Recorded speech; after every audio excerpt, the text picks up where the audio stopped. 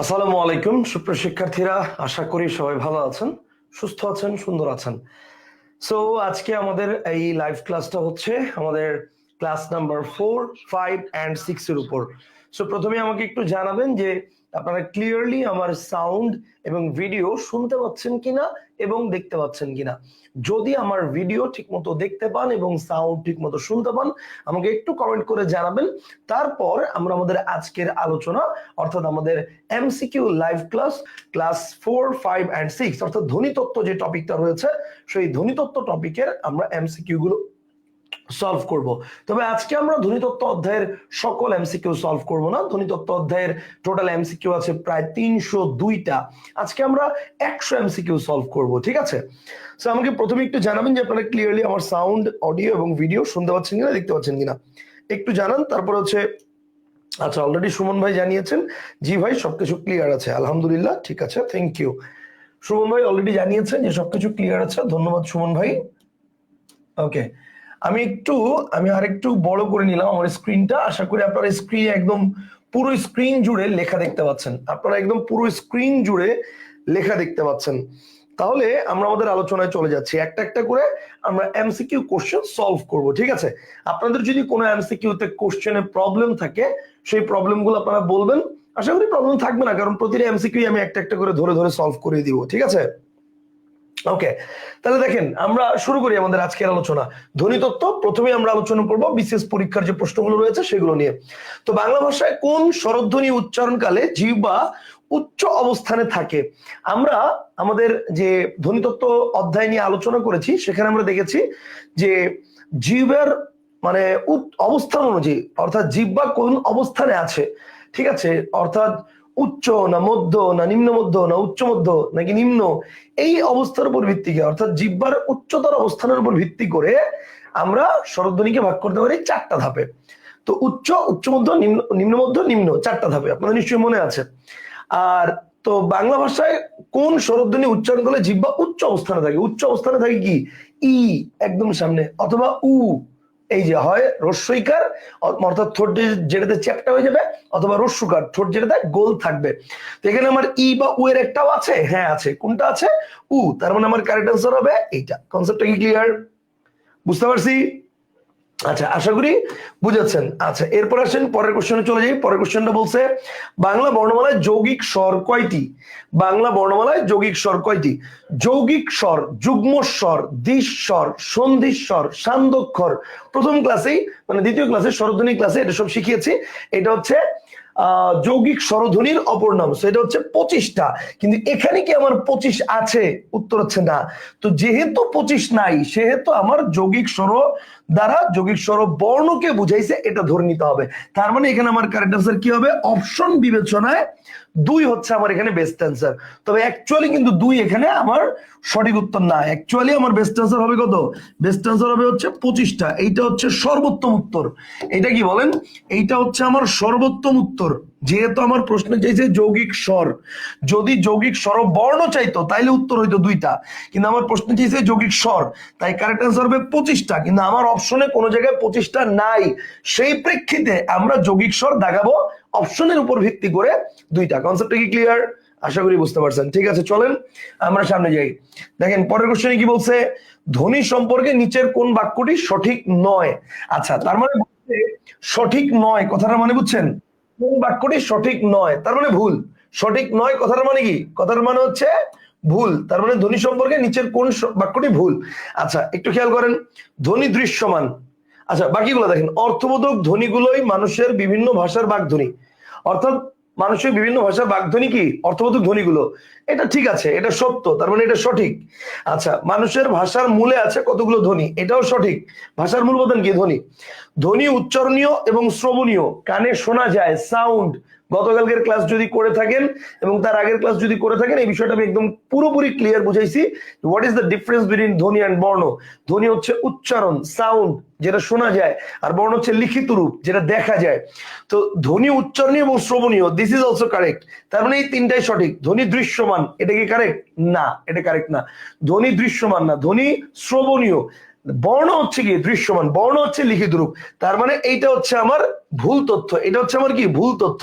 So তার মানে আমার উত্তর হচ্ছে সি। কনসেপ্টটা কি ক্লিয়ার? চলেন পরবর্তী কোশ্চেনে চলে যাই। দেখেন স্বরান্ত অক্ষর কাকে বলে? এটা হচ্ছে অক্ষর থেকে কোশ্চেনটা আসছে। অক্ষর দুই প্রকার, একটা হচ্ছে মুক্তাক্ষর, একটা বদ্ধাক্ষর। মুক্তাক্ষর অপর নাম হচ্ছে স্বরান্ত অক্ষর, আর বদ্ধাক্ষর অপর নাম হচ্ছে ব্যঞ্জনান্ত অক্ষর।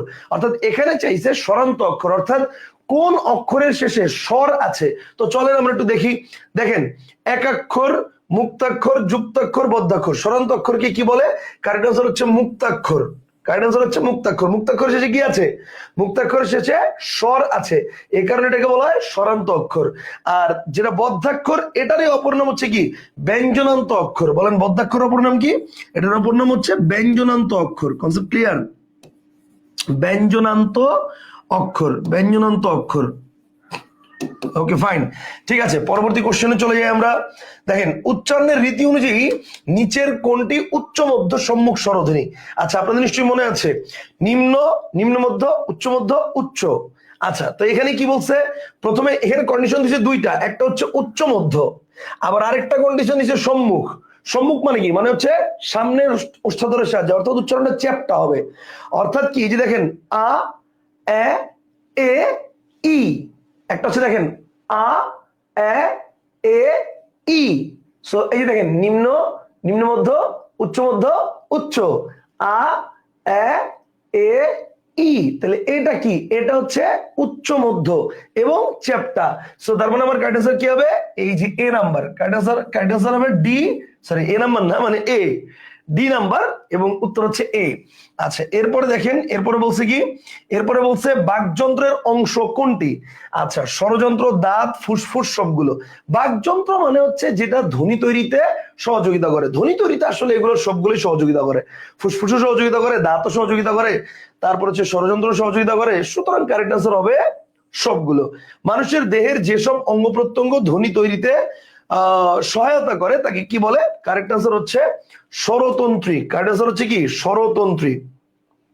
মানুষের দেহের যেসব অঙ্গ প্রত্যঙ্গ ধ্বনি তৈরিতে সহযোগিতা করে তাকে কি বলে? তাকে বলা হচ্ছে স্বরতন্ত্রী। ঠিক আছে, সো না দেহ তৈরিতে সহায়তা করে তাকে কি বলে? তো স্বরতন্ত্রী এটা হচ্ছে মানে এই যে এই জায়গাটা কেমনে? কারণ হচ্ছে আপনাদেরকে ব্যঞ্জন ধ্বনির ক্লাসে আমি বলেছিলাম যে যে সকল ধ্বনি উচ্চারণ করতে গেলে স্বরতন্ত্রী অনুরণিত হয়। স্বরতন্ত্রী অনুরণিত হয় অর্থাৎ বাতাসের একটা চাপ প্রয়োগ হয়। বাতাস মানে স্বরতন্ত্রী কাঁপে, একটা ধাক্কা খায়, সেটা হচ্ছে ঘোষ। আর যেটা উচ্চারণ করতে গেলে স্বরতন্ত্রী অনুরণিত হয় না, সফটলি উচ্চারণ করা যায়, সেটা হচ্ছে অঘোষ। তো এখন মানুষের দেহের অঙ্গ মানে যেসব অঙ্গ প্রত্যঙ্গ ধ্বনি তৈরিতে সহায়তা করে, তার মানে সবগুলো অঙ্গ প্রত্যঙ্গের কথা বলা হয়েছে, শুধু স্বরতন্ত্রীর না। স্বরতন্ত্রী সবগুলো অঙ্গ প্রত্যঙ্গের মধ্যে একটা অংশ। তার মানে কারেক্ট আনসার কি হবে? কারেক্ট আনসার হবে হচ্ছে বাক প্রত্যঙ্গ। অর্থাৎ বাক দ্বারা বোঝায় ধ্বনি, আর প্রত্যঙ্গ বোঝায় যে অঙ্গ। তার মানে এমন কোন অঙ্গ যেটা আমার ধ্বনি তৈরি করে, সেটাকে আমরা কি বলতেছি? সেটা হচ্ছে বাক প্রত্যঙ্গ। কনসেপ্টটা কি clear? Okay sir, clear clear clear. হ্যাঁ সুমন বলছে স্যার ক দেওয়া আছে, হ্যাঁ কই হবে, বাক প্রত্যঙ্গই হবে। আচ্ছা এরপর দেখেন আটের অ্যান্সার কি আছে দেখেন। আটের অ্যান্সার কি আছে দেখেন। নিঃশ্বাসের স্বল্পতম প্রয়াসে উচ্চারিত ধ্বনি বা ধ্বনি উৎসকে কি বলে? অর্থাৎ এক নিঃশ্বাসে একটি শব্দের যতটুকু অংশ একবারে উচ্চারণ করা যায় তাকে কি বলে? এটা জিজ্ঞেস করছে। কারেক্ট আনসার হচ্ছে অক্ষর। কারেক্ট আনসার কি বলে? অক্ষর। এরপর দেখেন এরপরে কি আছে। এরপর হচ্ছে বাংলা ব্যঞ্জন বর্ণমালায় ম অক্ষরটির পূর্বের পঞ্চম অক্ষরটি কি? এইটা অনেক সময় আপনারা মানে কোশ্চেনটা খুবই সহজ, কিন্তু আপনারা পেছ লাগাই ফেলেন। কোশ্চেনটা কি বলছে? বাংলা ব্যঞ্জন বর্ণমালায় ম অক্ষরটির পূর্বের পঞ্চম অক্ষরটি কি? তাহলে ম অক্ষরটির পূর্বের পঞ্চম অক্ষর, তাহলে একটু খেয়াল করেন দেখেন, একটু খেয়াল করেন দেখেন। আমি যদি বলি প, ফ, ব, ভ, ম। আচ্ছা তাহলে ম অক্ষরটির পূর্বের পঞ্চম অক্ষর, তার মানে কি এটা এইখান থেকে 5 ঘর আগে আসতে হবে। তাহলে 1 2 3 4 আরেক ঘর আগে আসতে হবে। সেটা কি? সেটা হচ্ছে দন্তন্য। কারণ তথ দদ দন্তন্য, তারপর হচ্ছে প ফ ব ভ ম। তার মানে কারেক্ট আনসার হচ্ছে এই যে এটা 5। তার মানে কারেক্ট আনসার কি হবে? এই যে এটা দন্তন্য। বাংলা ব্যঞ্জন বর্ণমালায় ম অক্ষরটির পূর্বের পঞ্চম অক্ষরটি কি? পূর্বের পঞ্চম অক্ষরটা হচ্ছে দন্তন্য। Concept clear? আচ্ছা এরপরে দেখেন বাংলা ভাষায় ব্যবহৃত মৌলিক স্বরধ্বনি কয়টি? আচ্ছা মৌলিক স্বরধ্বনি জিজ্ঞেস করছে, তার মানে 7টা হবে কারেক্ট আনসার। যদি 7 অপশনে না থাকতো তাহলে আমি অন্য কিছু চিন্তা করতাম। আর এখানে যদি স্বরধ্বনি না বলে মৌলিক স্বরবর্ণ বলতো তাহলে কয়টা হইতো? তাহলে হইতো 6টা। মৌলিক স্বরবর্ণ যদি বলতো, স্বরবর্ণ যদি বলতো তাইলে কারেক্ট আনসার হইতো 6টা। কথা কি বুঝতে পারছেন? মৌলিক স্বরবর্ণ বললে হইতো 6টা, কিন্তু মৌলিক স্বরধ্বনি বলছে এই জন্য কয়টা হবে? 7টা হবে। আচ্ছা, এরপরে দেখেন এরপরে কি আছে, ব্যঞ্জন ধ্বনির বা ব্যঞ্জন বর্ণের সংক্ষিপ্ত রূপকে কি বলে?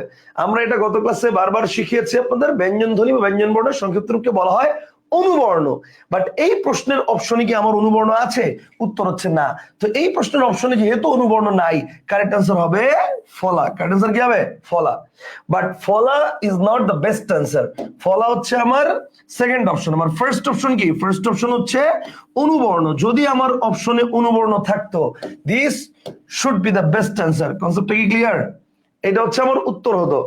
ওকে ফাইন, কিন্তু এখানে আমার অনুবর্ণ নেই বিধায় আমাকে ফলা উত্তর করতে হবে। এরপর দেখেন হচ্ছে এখানে কি বলছে, এই যে এটা হম, হম এটা কত জায়গায় আসছে দেখছেন? তো আমার কোশ্চেন আর ওদিকে না যাই, আমি সরাসরি অপশনে চলে যাই। ওকে, তো এটা হচ্ছে উত্তরটা হচ্ছে এই যে এটা হ প্লাস ম। যুক্ত ব্যঞ্জন গুলো আমি বলেছিলাম এটা বাসায় নিজেরা প্র্যাকটিস করতে হবে। কেন নিজেরা প্র্যাকটিস করতে হবে? দেখেন হময়ের ব্যাপারটা এটা কিন্তু এখান থেকে না এসে এই যে ক স যেটা, এটা কি? এটা হচ্ছে এরকম, দেখেন এটা হচ্ছে এরকম, আর এটা হচ্ছে কি? এটা হচ্ছে এরকম। দেখেন what is the difference between this two? একটুখানি ডিফারেন্স। প্রথম দিকে সবই এক, খালি এইটা হচ্ছে এই নিচের দিকে নামছে, আর এটা হচ্ছে এখান থেকে নামে এরকম হইছে। কথা কি ক্লিয়ার? বুঝতে পারছেন? সো এটা হচ্ছে হম, এটা কখন ব্যবহৃত হয়? এটা হচ্ছে ওই যে ব্রহ্মপুত্র লিখতে এটা লাগে, ব্রহ্মপুত্র। আর এটা হচ্ছে পরীক্ষা, যক্ষা, লক্ষ্মী, রাক্ষস, ওটা লিখতে এটা লাগে। কথা কি ক্লিয়ার? আর এটা কখন লাগে? এটা হচ্ছে হয়ম যেখানে আছে ব্রহ্মপুত্র, ব্রাহ্মণ, ব্রাহ্মী লিপি, সেই সব জায়গায় হচ্ছে এইটা। কথা কি ক্লিয়ার? আচ্ছা, এরপর আসেন। এরপরে কি বলছে? ঔ। আচ্ছা, ঔ কোন ধরনের স্বরধ্বনি? ঔ কোন ধরনের স্বরধ্বনি? যৌগিক স্বরধ্বনি, মিলিত স্বরধ্বনি, তালব্য স্বরধ্বনি, কোনটি নয়। কারেক্ট অ্যান্সার হচ্ছে যৌগিক স্বরধ্বনি। ও কোন ধরনের স্বরধ্বনি? কারেক্ট অ্যান্সার হচ্ছে যৌগিক স্বরধ্বনি। কি কি মিলে হইছে? ও প্লাস রস্বউ, এই দুইটা মিলে হইছে, এই কারণে এটাকে বলা হচ্ছে যৌগিক স্বরধ্বনি। বর্গের কোন বর্ণসমূহের ধ্বনি মহাপ্রাণ ধ্বনি? আচ্ছা, কোন বর্গসমূহের ধ্বনি মহাপ্রাণ? তার মানে দ্বিতীয় এবং চতুর্থ এই দুটো হচ্ছে মহাপ্রাণ। 1, 3, 5 এটা হচ্ছে অল্প প্রাণ। সো দ্বিতীয় এবং চতুর্থ এটা হচ্ছে কি? এটা হচ্ছে মহাপ্রাণ ধ্বনি। দ্বিতীয় এবং চতুর্থ মহাপ্রাণ ধ্বনি। এরপর আসেন, বন্ধন শব্দের সঠিক অক্ষর বিন্যাস কোনটি? আচ্ছা, বন্ধন শব্দের সঠিক অক্ষর বিন্যাস, অক্ষর আপনাদেরকে আমি কিভাবে শিখিয়েছি একটু চিন্তা করেন। অক্ষর কিভাবে শিখিয়েছি? এই যে দেখেন BONDHON, বন্ধন। অর্থাৎ যে কোনো শব্দ বাংলাদেশে লিখে ফেলবেন, এরপর দেখবেন যে কটা ভাবেল সে কটা অক্ষর। তাহলে এবার খেয়াল করেন, ভাবেল কয়টা? 2টা, তার মানে অক্ষর কয়টা হবে? 2টা। সো তার মানে এখানে একটা অপশন আছে এই যে 1, 2, 3, 4 ভাগ করে দিছে 4টা। সো এটা আমার প্রথমেই বাদ, কারণ এখানে আমার ভাওয়েল 2টা, তার মানে অক্ষর আমার 2টা হবে। এখানেও আছে দেখেন 1, 2, 3, তার মানে এটাও বাদ। তার মানে আইদার আমার কারেক্ট অ্যান্সার এইটা অথবা কারেক্ট অ্যান্সার এইটা। কথা কি ক্লিয়ার? এখন তাহলে এবার আপনি বলেন কোনটা কারেক্ট অ্যান্সার হবে। এখানে তো আর বান্ধন না, ওয়ার্ডটা হচ্ছে বন্ধন, উচ্চারণের উপর বেস করে।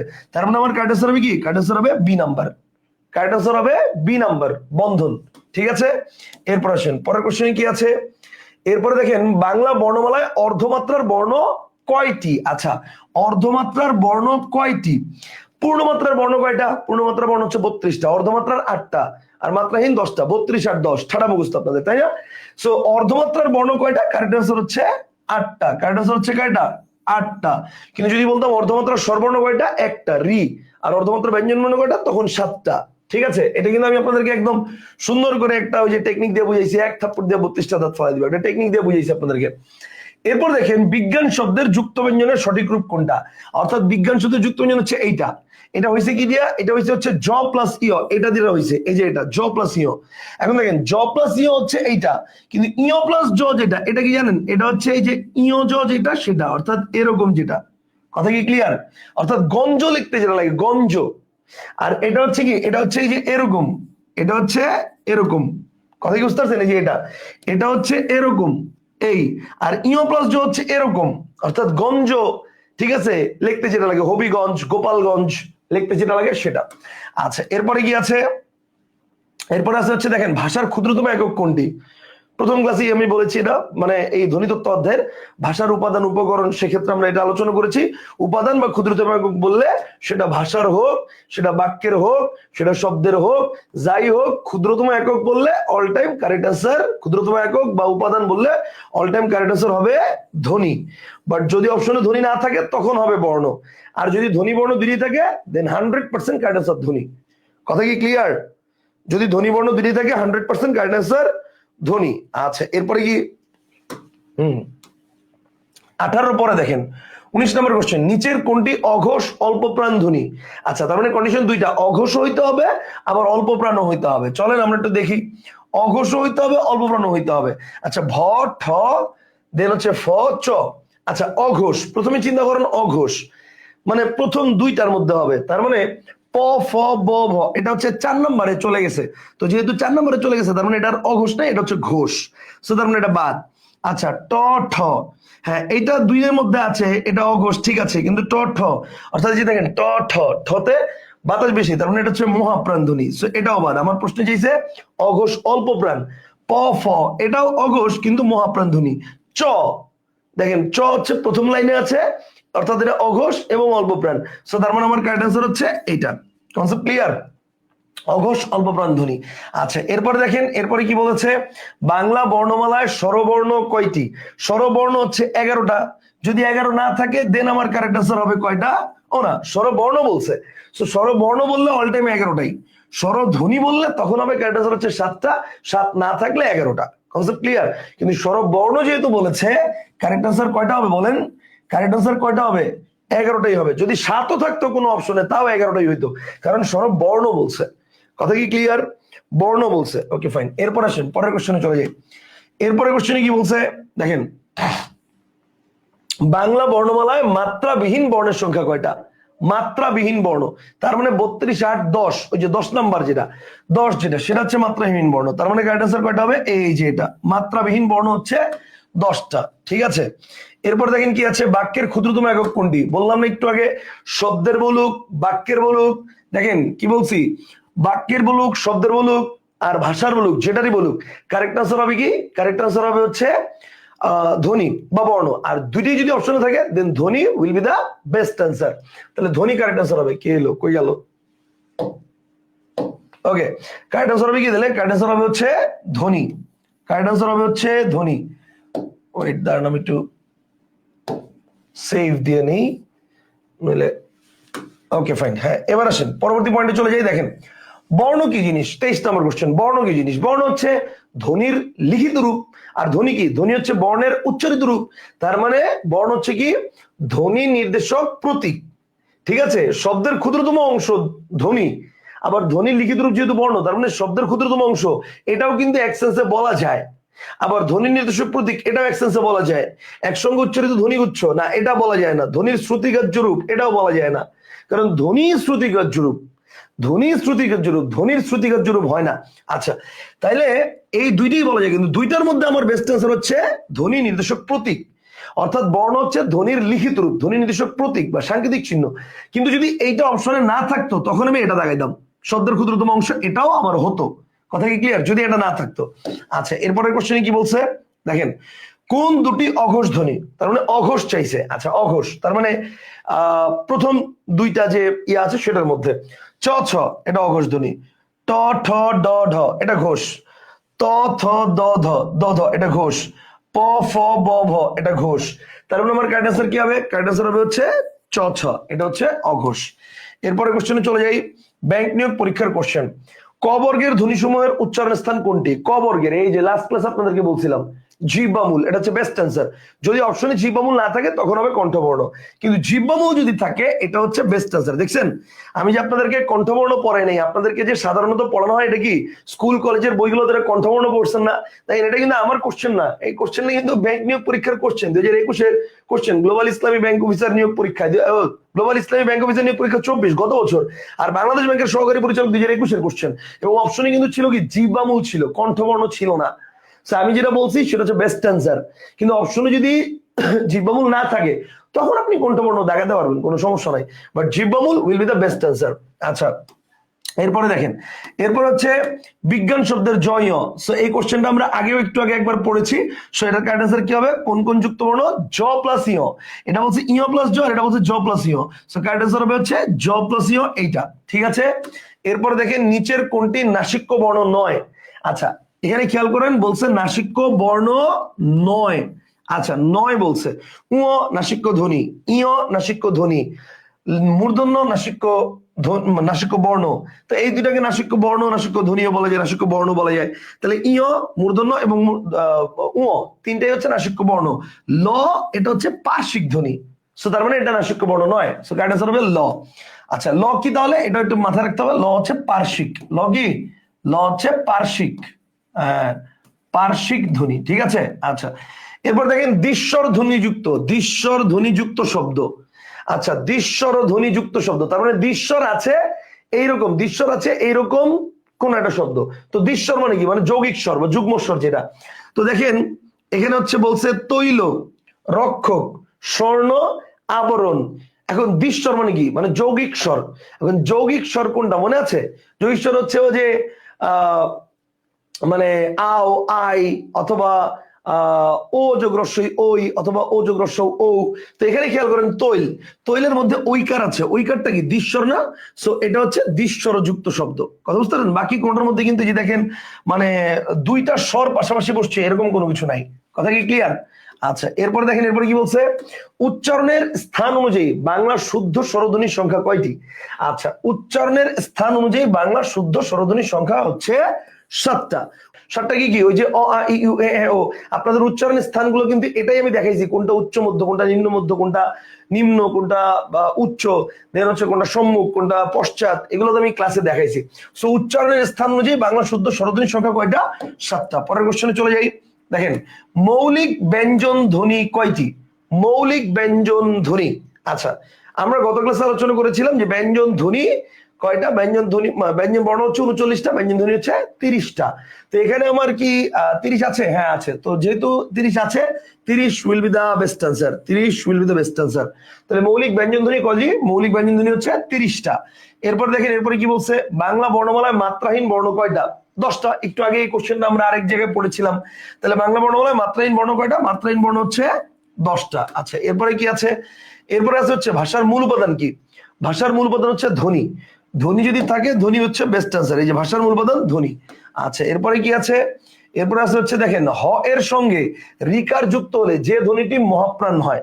আচ্ছা, এবার হ এর সঙ্গে রিকার যুক্ত হলে কোন ধ্বনিটা মহাপ্রাণ হয়, এটার জন্য আমরা একটা উদাহরণ একটু নিজেরা প্র্যাকটিস করি।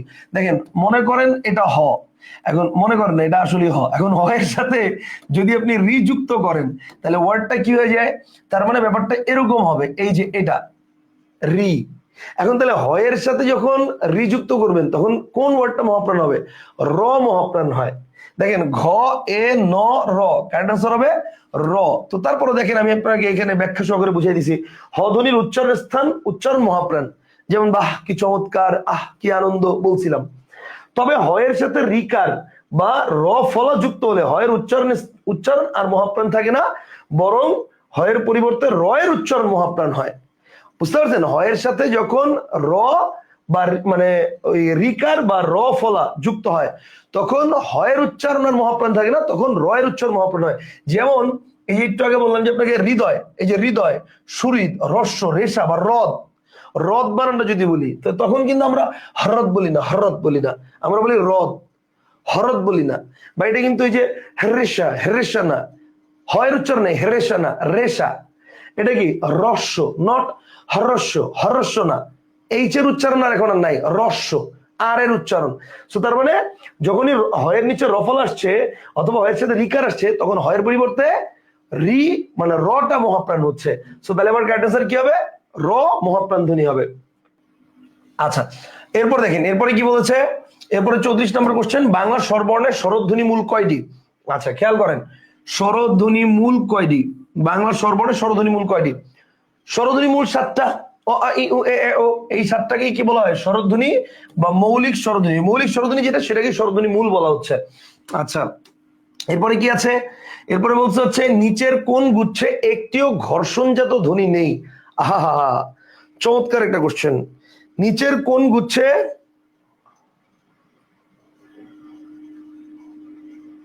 আচ্ছা 28 নাম্বারটা কি? একজন কমেন্ট করছে ভাই আরেকটু ভালো করে দেন 28 নাম্বারটা।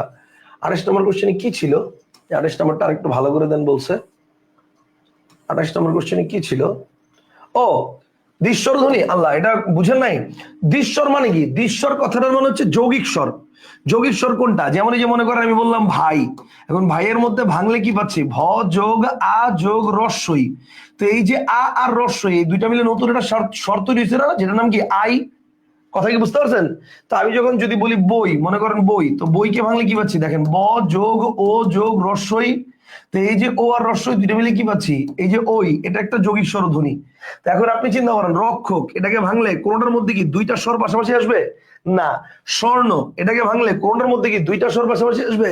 উত্তর হচ্ছে না। আবরণ, কোনটার এটাকে ভাঙলে দুইটা স্বর পাশাপাশি আসবে? উত্তর হচ্ছে না। তৈল, এটাকে ভাঙলে দুইটা স্বর পাশাপাশি আসবে। একটা হচ্ছে ত, তারপরে ও, তারপর রস্বই, তারপর ল।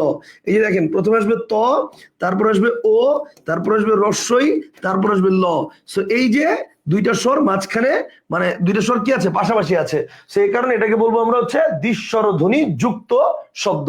কথা কি ক্লিয়ার? বুঝছেন জিনিসটা? ওকে। আচ্ছা 28 নাম্বার একটু ভালো করে বুঝিয়ে বলছিলেন, বুঝাই দিলাম। এরপর আসেন, এরপর দেখেন আমরা ছিলাম হচ্ছে কত নম্বরে? আমরা ছিলাম হচ্ছে 35 নম্বরে। আচ্ছা 35 নম্বরে কি বলছে দেখেন। 35 নম্বরে বলছে যে নিচের কোন গুচ্ছে একটিও ঘর্ষণজাত ধ্বনি নেই? চমৎকার কোশ্চেন। দেখেন ঘর্ষণজাত ধ্বনি আর ঘৃষ্ট ধ্বনি দুটো কিন্তু এক না। আমরা তালব্য বর্ণ যেগুলো, যেগুলো তালব্য বর্ণ, অর্থাৎ এই যে চ ছ ঝ ঝ, এটাকে আমরা বলি হচ্ছে ঘৃষ্ট ধ্বনি, কারণ যেহেতু ঘষা খেয়ে খেয়ে উচ্চারিত হয়। কিন্তু এটাকে কিন্তু ঘর্ষণজাত ধ্বনি বলি না। কথাটা বুঝেন ভালো করে। ঘৃষ্ট ধ্বনি আর ঘর্ষণজাত ধ্বনি দুইটা কিন্তু এক না। এবং এই বিষয়টা আপনি দেখেন সুন্দর করে এখানে বলছি যে উষ্মধ্বনি বা শীর্ষধ্বনি শিরোনামের সতর্কতা অংশটুকু বইয়ে ভালো করে পড়ুন। এই প্রশ্নের বিস্তারিত ব্যাখ্যা আলোচনা করেছি সেখানে। সো বইয়ের মধ্যে আমরা উষ্মধ্বনি ও শীর্ষধ্বনি, যাদের কাছে বই আছে বই সামনে বের করেন, আশা করি আপনাদের সবার কাছে বই আছে। ওকে, 35 নম্বর পেজ উষ্মধ্বনি ও শীর্ষ বর্ণ বা শীর্ষধ্বনি। এরপর হচ্ছে 36 নম্বর পেজে দেখেন এই অংশের সতর্কতা অংশটা দেওয়া আছে। সতর্কতা অংশটা পড়েন, দেখেন চ ছ জ ঝ, এই চারটি হলো ঘৃষ্ট ধ্বনি। আর তালব্য শ দন্ত সহ এই তিনটি হলো ঘর্ষণজাত ধ্বনি। তাহলে দুটোর মধ্যে ডিফারেন্সটা কি? ঘর্ষণজাত ধ্বনি আর ঘৃষ্ট ধ্বনি এক না। বাংলা একাডেমির প্রমিত বাংলা ভাষার ব্যাকরণ প্রথম খণ্ডে ঘর্ষণজাত ধ্বনির সংজ্ঞায় বলা আছে, এ জাতীয় ধ্বনির উচ্চারণে দুটি বাকযন্ত্র খুব কাছাকাছি আসে কিন্তু একসঙ্গে যুক্ত হয় না বলে প্রায় বদ্ধ একটি অবস্থার সৃষ্টি হয়। ঘর্ষণজাত ধ্বনি যেমন স, স কাছাকাছি আসে, কিন্তু স যখন উচ্চারণ হয়েছে তখন কিন্তু জিহ্বার তালুটা উপরে, মানে জিহ্বার উপর ভাগটা উপরের তালুতে ঘষা খাওয়ার মতো অবস্থা তৈরি হয়েছে, কিন্তু ঘষা খায় নাই। কিন্তু দেখেন চ স্পর্শ হয়ে গেছে, ছ স্পর্শ হয়েছে, জ স্পর্শ হয়েছে, ঝ স্পর্শ হয়েছে। কিন্তু তালব্য দেখেন স, স, হ ঘষা খায় নাই, মানে স্পর্শ হওয়ার মতো অবস্থা তৈরি হয়েছে কিন্তু স্পর্শ হয় নাই। এদেরকে বলা হচ্ছে ঘর্ষণজাত। আর ওটা হচ্ছে ঘৃষ্ট, মানে ঘষা খায় গেছে। কথা কি ক্লিয়ার? এখানে বলছি কি নিচের কোন গুচ্ছে একটিও ঘর্ষণজাত ধ্বনি নেই। তো চ যেটা, আচ্ছা ঘর্ষণজাত ধ্বনি আগে এটা কি, এটা আগে বুঝালেন। ঘর্ষণজাত ধ্বনি হচ্ছে তার মানে তালব্যস্য দন্ত, তালব্যস্য দন্তস্য এবং তালব্যস্য দন্তস্য এবং হ, তালব্যস্য দন্তস্য এবং হ, এই তিনটা হচ্ছে ঘর্ষণজাত ধ্বনি। তো এখন দেখেন এখন এখানে আমার কি তালব্যস্য, এখানে তালব্যস্য আছে, ওকে ফাইন। এখানে হ আছে, ওকে ফাইন। এখানে দন্তস্ব আছে, ওকে ফাইন। তাহলে দন্তস্ব, তালব্যস্য এবং হ তিনটাই কি? তিনটাই হচ্ছে ঘর্ষণজাত ধ্বনি। এটাও ঘর্ষণজাত, এটাও ঘর্ষণজাত, এটাও ঘর্ষণজাত। সো কারেক্ট আনসার হবে আমার উত্তর হচ্ছে এইটা, এটার মধ্যে কোনো ঘর্ষণজাত ধ্বনি নেই। কথা কি ক্লিয়ার? এটার মধ্যে কোনো ঘর্ষণজাত ধ্বনি নেই। এখন আপনি, আপনার কাছে প্যাচ লাগবে কোথায়? আপনার কাছে প্যাচ লাগবে আপনি মনে করবেন যে ভাই ঘর্ষণজাত আর ঘৃষ্ট ধ্বনি তো একই। বাংলাদেশের মোস্ট অফ দ্য স্টুডেন্ট এটাই মনে করে। সেই জায়গা থেকে তখন আপনার কাছে মনে হবে ভাই এখানেও চ আছে, এখানে ছ আছে, এখানে জ আছে, এখানেও চ আছে, তার মানে প্রত্যেকটা বর্গতেই তো ঘর্ষণজাত ধ্বনি আছে। তখন লাগবে আপনার প্যাচ। আমার কথা কি বুঝতে পারছেন? সো এই কোশ্চেনের উত্তর আমি জানি না যে মানে আপনারা কতজন আগের থেকে জানতেন, বাট এই প্রশ্নের উত্তরটা মোস্ট অফ দ্য স্টুডেন্ট কিন্তু ভুল করে। তা আশা করি ঘর্ষণজাত ধ্বনি এবং ঘৃষ্ট ধ্বনি যে এক না, বিষয়টা আপনারা ক্লিয়ার হয়েছেন। ঠিক আছে, তাহলে ঘর্ষণজাত ধ্বনি কোনটা? যেটা তালব্যস্য, দন্তস্য এবং হ, অর্থাৎ ঘষা খাওয়ার মতো অবস্থা তৈরি হবে কিন্তু ঘষা খাবে না। আর ঘৃষ্ট মানে ঘষা খেয়ে গেছে, যেমন চ, ছ, জিহ্বার উপরের ভাগটা উপরের তালুতে ঘষা খেয়ে গেছে, চ, ছ, জ, ঝ। Concept clear? ওকে, এরপরে কি আছে 35-এর পর 36 নম্বর কোশ্চেন। 36 নম্বর কোশ্চেনে বলছি সমাবর্তন শব্দে কয়টি অক্ষর আছে? ভেরি সিম্পল, আমরা সমাবর্তনটাকে বাংলিশে লিখে ফেলবো SOMABORTON। আমার এখানে ভাওয়েল কয়টা আছে? 1 2 3 4। তার মানে অক্ষর কয়টা? অক্ষর হচ্ছে 4টা। That's it. ভাওয়েল যে কটা, অক্ষর সে কটা, শেষ। আব্দুল সালাম বলছে ভাই আসলেই জানতাম না, বিষয়টা এখন ক্লিয়ার হলো। ওকে, আলহামদুলিল্লাহ, থ্যাংক ইউ। শোনেন, এই জন্য তো এই ক্লাসের, আমার এই ব্যাচের প্রিমিয়াম সার্ভিসের মজাটাই তো এই জায়গায় যে আপনি মূল ক্লাস শোনেন। মূল ক্লাস তো বাংলাদেশে, আমি নিজেও তো এতদিন আমার যত ব্যাচের ক্লাস নিছি সব ব্যাচে তো আমি শুধু মূল ক্লাস নিছি। That's it. এমসিকিউ আপনারা নিজেরা সলভ করছেন। এখন এমসিকিউ সলভ করতে গিয়ে অনেকগুলো নিজেরা বুঝেন নাই, অনেকগুলো আবার বুঝছেন। মানে আমার বই যারা পড়ছেন ম্যাক্সিমাম ক্ষেত্রে অনেকগুলো হয়তো আপনারা পড়েই বুঝতে পারছেন, তারপর অনেক সময় কিছু কোশ্চেন আপনাদের থেকে যায় মনের মধ্যে যে ভাই এটার উত্তরটা এটা কেন হইলো, এটা কেন হইলো না। তো সেই জায়গাগুলোতে আমি এই জন্য চিন্তা করছি একটা একটা করে প্রতিটা এমসিকিউ ধরে ধরে ধরে ধরে আপনাকে সলভ করাই দিব। মানে এই ব্যাচের মতো প্রিমিয়াম সার্ভিস আমার আর কোনো ব্যাচ, এই যে এতদিন পর্যন্ত পড়াই আমি আমার ক্যারিয়ারের আর কোনো ব্যাচ এখন পর্যন্ত এই সার্ভিস পায় নাই। আপনাদের এই ব্যাচে যে প্রিমিয়াম সার্ভিসটা আপনারা পাচ্ছেন। কনসেপ্টটা কি ক্লিয়ার? ওকে ফাইন, এরপর আসেন, এরপরের পয়েন্টে আমরা চলে যাই। দেখেন সমাবর্তন শব্দ কয়টি অক্ষর? 4টা। এরপরে কি আছে? বাংলা মৌলিক স্বরধ্বনির সংখ্যা কয়টি? আচ্ছা, মৌলিক স্বরধ্বনি হচ্ছে 7টা। মৌলিক স্বরধ্বনি কয়টা? 7টা। যেটিতে বাংলা বর্ণের যথাযথ ক্রম অনুসৃত হয়নি। আহা হা হা, আহা হা। যথাযথ ক্রম মানে কি? আমাদের ক্লাস নাম্বার 3 থেকে প্রশ্নটা আসছে, যেটিতে বাংলা বর্ণের যথাযথ ক্রম অনুসৃত হয়নি। অর্থাৎ বাংলা বর্ণের যথাযথ ক্রম মানে কি? অর্থাৎ অভিধানের বর্ণানুক্রম, সেটার কথা বলছে। তো চলেন আমরা একটু দেখি। সরে সরে রস্যই দীর্ঘই রস্যও দীর্ঘ রি। আচ্ছা, তার মানে এখানে কিন্তু ঠিক আছে, রস্যই দীর্ঘই, তারপর হচ্ছে দীর্ঘের পর রস্যও দীর্ঘ রি, রস্যই দীর্ঘই, তারপর হচ্ছে রস্যও দীর্ঘ রি। তার মানে এখানে সিরিয়ালটা ঠিক আছে, এখানে সিরিয়ালটা ঠিক আছে। আচ্ছা, এরপর হচ্ছে জ র ল ব। আচ্ছা, জ অন্তস্থীয় জ, তারপর হচ্ছে র, তারপরে ল, তারপরে ব, তারপরে তালব্যস্য, তারপরে মূর্ধন্যস্য, তারপরে দন্তস্য। আচ্ছা, সেই হিসেবেও এখানে বলা যায় যে এটা ঠিক আছে, কারণ এখানে মূর্ধন্যস্যটা তালব্যস্যর পরে আসবে, মানে বয়ের পরেই আসবে। যদি অন্য কোনোটা আমরা দেখি যে না পাইছি, তাহলে এটাকে উত্তর করবো, কারণ এটার মধ্যে মাঝখানে একটা বর্ণ মিসিং হয়েছে, সেটা হচ্ছে তালব্যস্য। আর যদি অন্য কোনোটার মধ্যে দেখি যে এমন কোনো বর্ণ যেটা মানে সিরিয়াল ব্রেক হয়ে গেছে, সেই ক্ষেত্রে ওইটাকে আমরা উত্তর দিব। তো চলেন দেখি। প ফ ব ভ ম, না এটাও সিরিয়াল ঠিক আছে। প ফ ব ভ ম সিরিয়াল ঠিক আছে। এখানে চ ছ জ ঝ ইয়, তার মানে ক খ গ ঘ উ, তারপরে চ ছ জ ঝ ইয়, তার মানে এটার সিরিয়ালটাও ঠিক আছে। তাহলে সবগুলো যেহেতু সিরিয়াল ঠিক আছে, তার মানে আমার উত্তর এটাই হবে। কেন? কারণ এইখানে অ্যাকচুয়ালি বয়ের পরে একটা তালব্যস্য হবে। আর তাছাড়া এই যে বটা, এই বটা কিন্তু আমার বর্ণের সিরিয়ালের মধ্যে আসে না। এই বটা আমার কোথায় আসে? প ফ ব, অর্থাৎ এই বটা আমার কাউন্টের সময় কাউন্ট করতে হবে, কিন্তু এই সিরিয়াল করার সময় কিন্তু, অভিধানের সিরিয়াল করার সময় কিন্তু এই বটা এখানে নাই। এই বটা তখন কোথায় থাকে? প ফ এর, প ফ ব ওইখানে থাকে। অর্থাৎ এখানে হবে হচ্ছে প ফ ব ভ ম অন্তস্থীয় জ, অন্তস্থীয় জ, অন্তস্থীয় জ, তারপরে হচ্ছে আমার কি? অন্তস্থীয় জ, তারপরে হচ্ছে আমার র ল, তারপর হচ্ছে তালব্যস্য মূর্ধন্য দন্তস্য। সো তার মানে এটা সিরিয়ালটা ঠিক নাই। সো যেহেতু এটা সিরিয়াল ঠিক নাই, উত্তর হচ্ছে বি। আচ্ছা, এরপরের কোশ্চেন কি আছে দেখেন। এরপরের কোশ্চেন বলছে নিচের কোনটি তালনজাত ধ্বনি? তালনজাত ধ্বনি, এটার আরেকটা নাম কি? বিদ্যাসাগরীয় ধ্বনি, গতকাল আমি শিখিয়েছি। তো এটা হচ্ছে তালনজাত ধ্বনি, ডয় বিন্দু র বা ঢয় বিন্দু র। এটা কোথা থেকে উচ্চারিত হয়? যে এখান থেকে, পাহাড়, আষাঢ়, এখান থেকে উচ্চারিত হয়। তালনজাত ধ্বনি বা বিদ্যাসাগরীয় ধ্বনি, ঠিক আছে?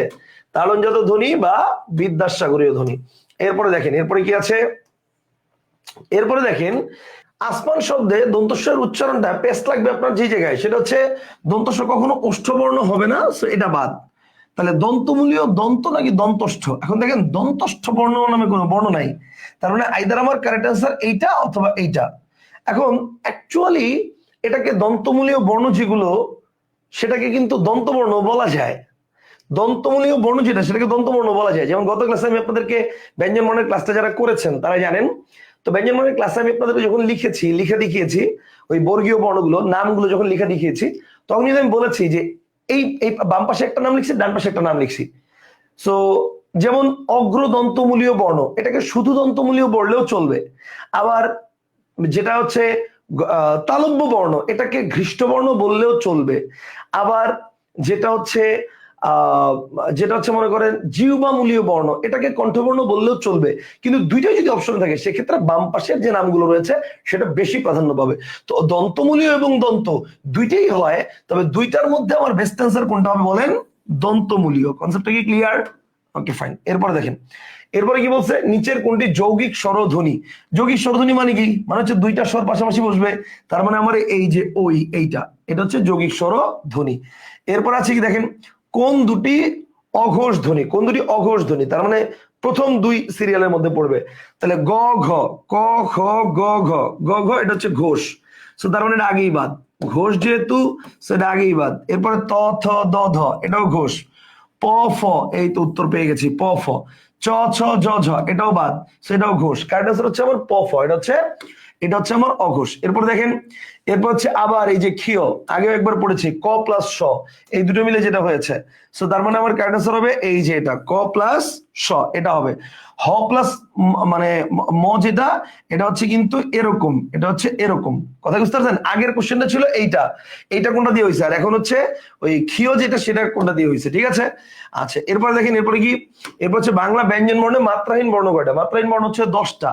ও, ব্যঞ্জন বর্ণে, এই তো চমৎকার কোশ্চেন। দেখেন, মোট মাত্রাহীন বর্ণ হচ্ছে 10টা, এর মধ্যে স্বরবর্ণে 4টা, এ ওই ও ও। তাহলে বাকি রইল কয়টা? 6টা। তাহলে এই 6টা হচ্ছে কি? এই 6টা হচ্ছে, প্রথমে বলছে মাত্রাহীন, একটা কন্ডিশন, আর আরেকটা কন্ডিশন হচ্ছে ব্যঞ্জন বর্ণে, এটা আরেকটা কন্ডিশন, এটা একটা কন্ডিশন ব্যঞ্জন বর্ণে, আর মাত্রাহীন আরেকটা কন্ডিশন। তার মানে কারেক্ট আনসার কয়টা হবে? 6টা। মোট বললে 10টা, মোট বললে কয়টা?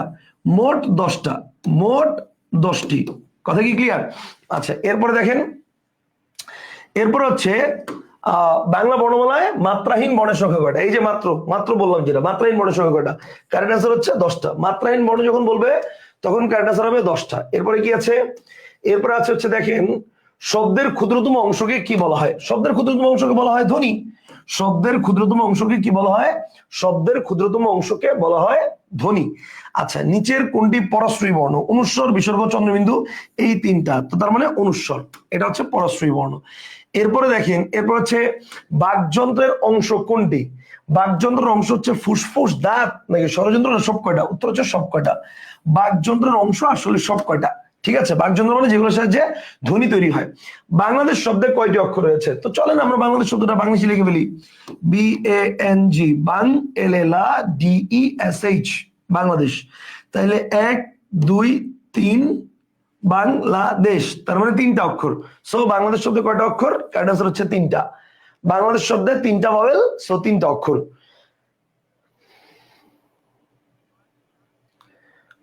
ওকে, এবার আসেন, এরপরে আসেন পরের পয়েন্টে যাই।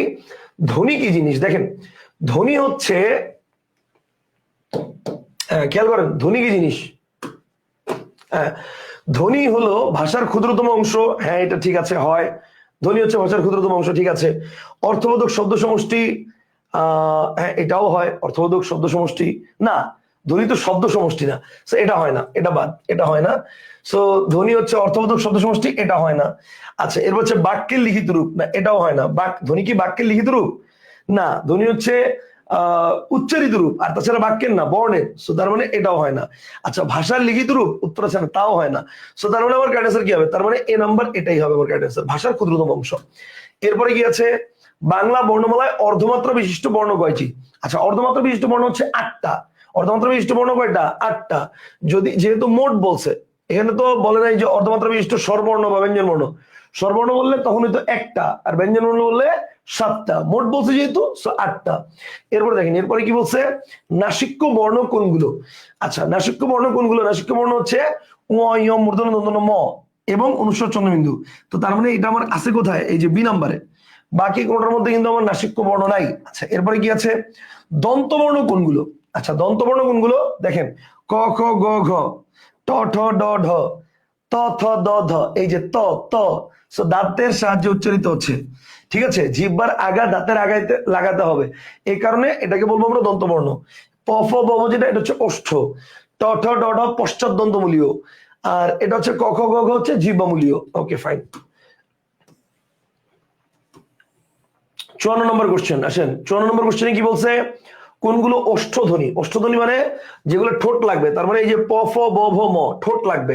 আচ্ছা, এরপর দেখেন পক্ষী শব্দের সংযুক্ত বর্ণ কোন কোন বর্ণযোগে গঠিত?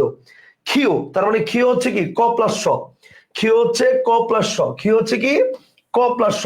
এখানে আপনাকে আরেকটা কথা বলে রাখা ভালো, মনে করেন এই কোশ্চেনটাই আসলো পক্ষী শব্দের সংযুক্ত বর্ণ কোনটা কোনটা দিয়ে গঠিত হয়েছে। একটা অপশনে আছে ক প্লাস স, আবার ডি নাম্বার অপশনে আছে ধরেন এরকম, ধরে নেন এরকম আছে ক প্লাস স, কিন্তু এক্ষেত্রে কয়ের নিচে হসন্ত আছে, আর এক্ষেত্রে কয়ের নিচে হসন্ত নাই, তখন কিন্তু আমার বেস্ট আনসার হবে কোনটা? এইটা। কেন? কারণ এইটা হচ্ছে একদম মানে প্রপার, এক্সাক্ট, সবচেয়ে বেস্ট, পারফেক্ট। কারণ যুক্ত বর্ণ যখন হবে তখন প্রথম বর্ণের শেষে হসন্ত হবে, প্রথম বর্ণের শেষে। তাহলে এই যে ক প্লাস স, এটা নিচে কিন্তু একটা হসন্ত আছে, এটা হচ্ছে বেস্ট আনসার। কিন্তু এখানে কোনোটা নিচে হসন্ত নাই, এই কারণে আমি এটাকে বেস্ট আনসার ধরছি। কিন্তু যদি আমার অপশনের মধ্যে এরকম থাকতো কোনোটার মধ্যে আমার কি আছে, এই যে হসন্ত আছে, কোনোটার নিচে হসন্ত আছে, তখন ওইটাকে আমি বেস্ট আনসার দিতাম। এবং যদি ওটা ঠিক থাকতো, মানে ক প্লাস সই থাকতো এবং হসন্ত আছে এরকম থাকতো। আচ্ছা, এরপর দেখেন ধ্বনি উচ্চারণে মানব শরীরের যেসব প্রত্যঙ্গ জড়িত সেগুলোকে একসাথে কি বলে? কারেক্ট আনসার হচ্ছে স্বরযন্ত্র, গণনালী, শ্বাসনালী, বাকযন্ত্র। কারেক্ট আনসার হচ্ছে বাকযন্ত্র। কারেক্ট আনসার হচ্ছে বাকযন্ত্র ধ্বনি উচ্চারণে। আচ্ছা, বাকযন্ত্র। এরপর দেখেন যে ব্যঞ্জন ধ্বনি উচ্চারণে মুখ দিয়ে অধিক বাতাস বের হয়, নিচের চোয়ালের মাংসপেশিতে বেশি চাপ পড়ে, সেই ব্যঞ্জন ধ্বনিগুলোকে কি বলে? আচ্ছা দেখেন কি বলছে, যে ব্যঞ্জন ধ্বনিগুলো উচ্চারণে মুখ দিয়ে অধিক বাতাস বের হয়, এই দেখেন অধিক বাতাস বের হয়, তার মানে কি প ফ ফ, তার মানে কি মহাপ্রাণ, চ ছ ছ মহাপ্রাণ। সো তার মানে যে ব্যঞ্জন ধ্বনি উচ্চারণে মুখ দিয়ে অধিক বাতাস বের হয় এবং নিচের চোয়ালের মাংসপেশিতে বেশি চাপ পড়ে, সেই ব্যঞ্জন ধ্বনিগুলোকে কি বলে? কারেক্ট আনসার হচ্ছে মহাপ্রাণ বর্ণ। কি বলে? মহাপ্রাণ বর্ণ। কারেক্ট আনসার হচ্ছে মহাপ্রাণ বর্ণ। সিম্পল বিষয়। এখানে আমি খালি লক্ষ্য করছি কি জানেন, মুখ দিয়ে অধিক বাতাস বের হয়, এই পয়েন্টটাকে লক্ষ্য করছি, এই পয়েন্টটা লক্ষ্য করেই বের করা যায় মহাপ্রাণ ধ্বনি। আচ্ছা, এরপর দেখেন, এরপর হচ্ছে উপরের ও নিচের ঠোঁটের সাহায্যে উচ্চারিত ধ্বনিগুলোকে কি বলে? এটা আর এটা, তার মানে কি ওষ্ঠবর্ণ। সো তার মানে কারেক্ট আনসার হচ্ছে এই যে ওষ্ঠধ্বনি, এটা হচ্ছে ওষ্ঠধ্বনি। ওকে, দ্বি ওষ্ঠধ্বনি নামে কোনো কিছু নাই। আচ্ছা, এরপরে কি আছে? জিভের সামনের অংশের সাহায্যে, জিভের সামনের অংশের সাহায্যে উচ্চারিত স্বরধ্বনিগুলোকে কি বলে? জিভের সামনের অংশের সাহায্যে, তার মানে কি জিভ স্বরধ্বনি, নিম্ন স্বরধ্বনি, অগ্র স্বরধ্বনি না সম্মুখ স্বরধ্বনি? বলেন, জিভের সামনের অংশের সাহায্যে উচ্চারিত যে ধ্বনিগুলো সেটাকে কি বলে? নিম্ন স্বরধ্বনি। নিম্ন হচ্ছে কোনটা? নিম্ন হচ্ছে মনে করেন, আচ্ছা চিন্তা করেন, ধরেন আমরা আমরা গতকালকে যে ব্যঞ্জন ধ্বনির স্বরধ্বনির যে ক্লাসটা আমরা করেছি পরশুদিন, সেই ক্লাসে আপনার যদি সিনটা যদি আপনার মনে থাকে, আমি কি বলছিলাম? আমি বলছিলাম ব্যাপারটা হচ্ছে এরকম, মানে যদি আমি এভাবে দেখাইছিলাম, তো এভাবে আপনাকে দেখাইতে সুবিধা হবে, সেজন্য আমি এভাবে দেখাই। ওকে, মানে এখন আপনাকে দেখাইতে সুবিধা হবে। ধরেন এটা হচ্ছে নিম্ন, নিম্ন মধ্য, এটা হচ্ছে উচ্চ মধ্য, আর এটা হচ্ছে উচ্চ, এই তো ঠিক আছে? নিম্ন, নিম্ন মধ্য, উচ্চ মধ্য, উচ্চ। তো এখানে বলছে কি জিভের সামনের অংশ, তো এইটা হচ্ছে জিভের একদম সামনের অংশ, এই যে এটা হচ্ছে কি জিহ্বা, তো জিহ্বাটা একদম সামনের অংশ, তার মানে এই অংশের সাহায্যের কথা বলছে। এখন এই অংশের সাহায্যে যেটা উচ্চারিত হয় এটাকে আমরা কি বলি? এটাকে আমরা বলি হচ্ছে সম্মুখ স্বরধ্বনি। এরপর দেখেন পরের কোশ্চেনে কি বলছি, ওষ্ঠবর্ণ কোনগুলো? ওই যে প ফ ব ভ ম, ওষ্ঠবর্ণ, প ফ ব ভ ম, ওষ্ঠবর্ণ হচ্ছে এটা। আবার ক্র্যাক, আবার লিভ, আবার ধ্বনিতত্ত্ব ক্লাস।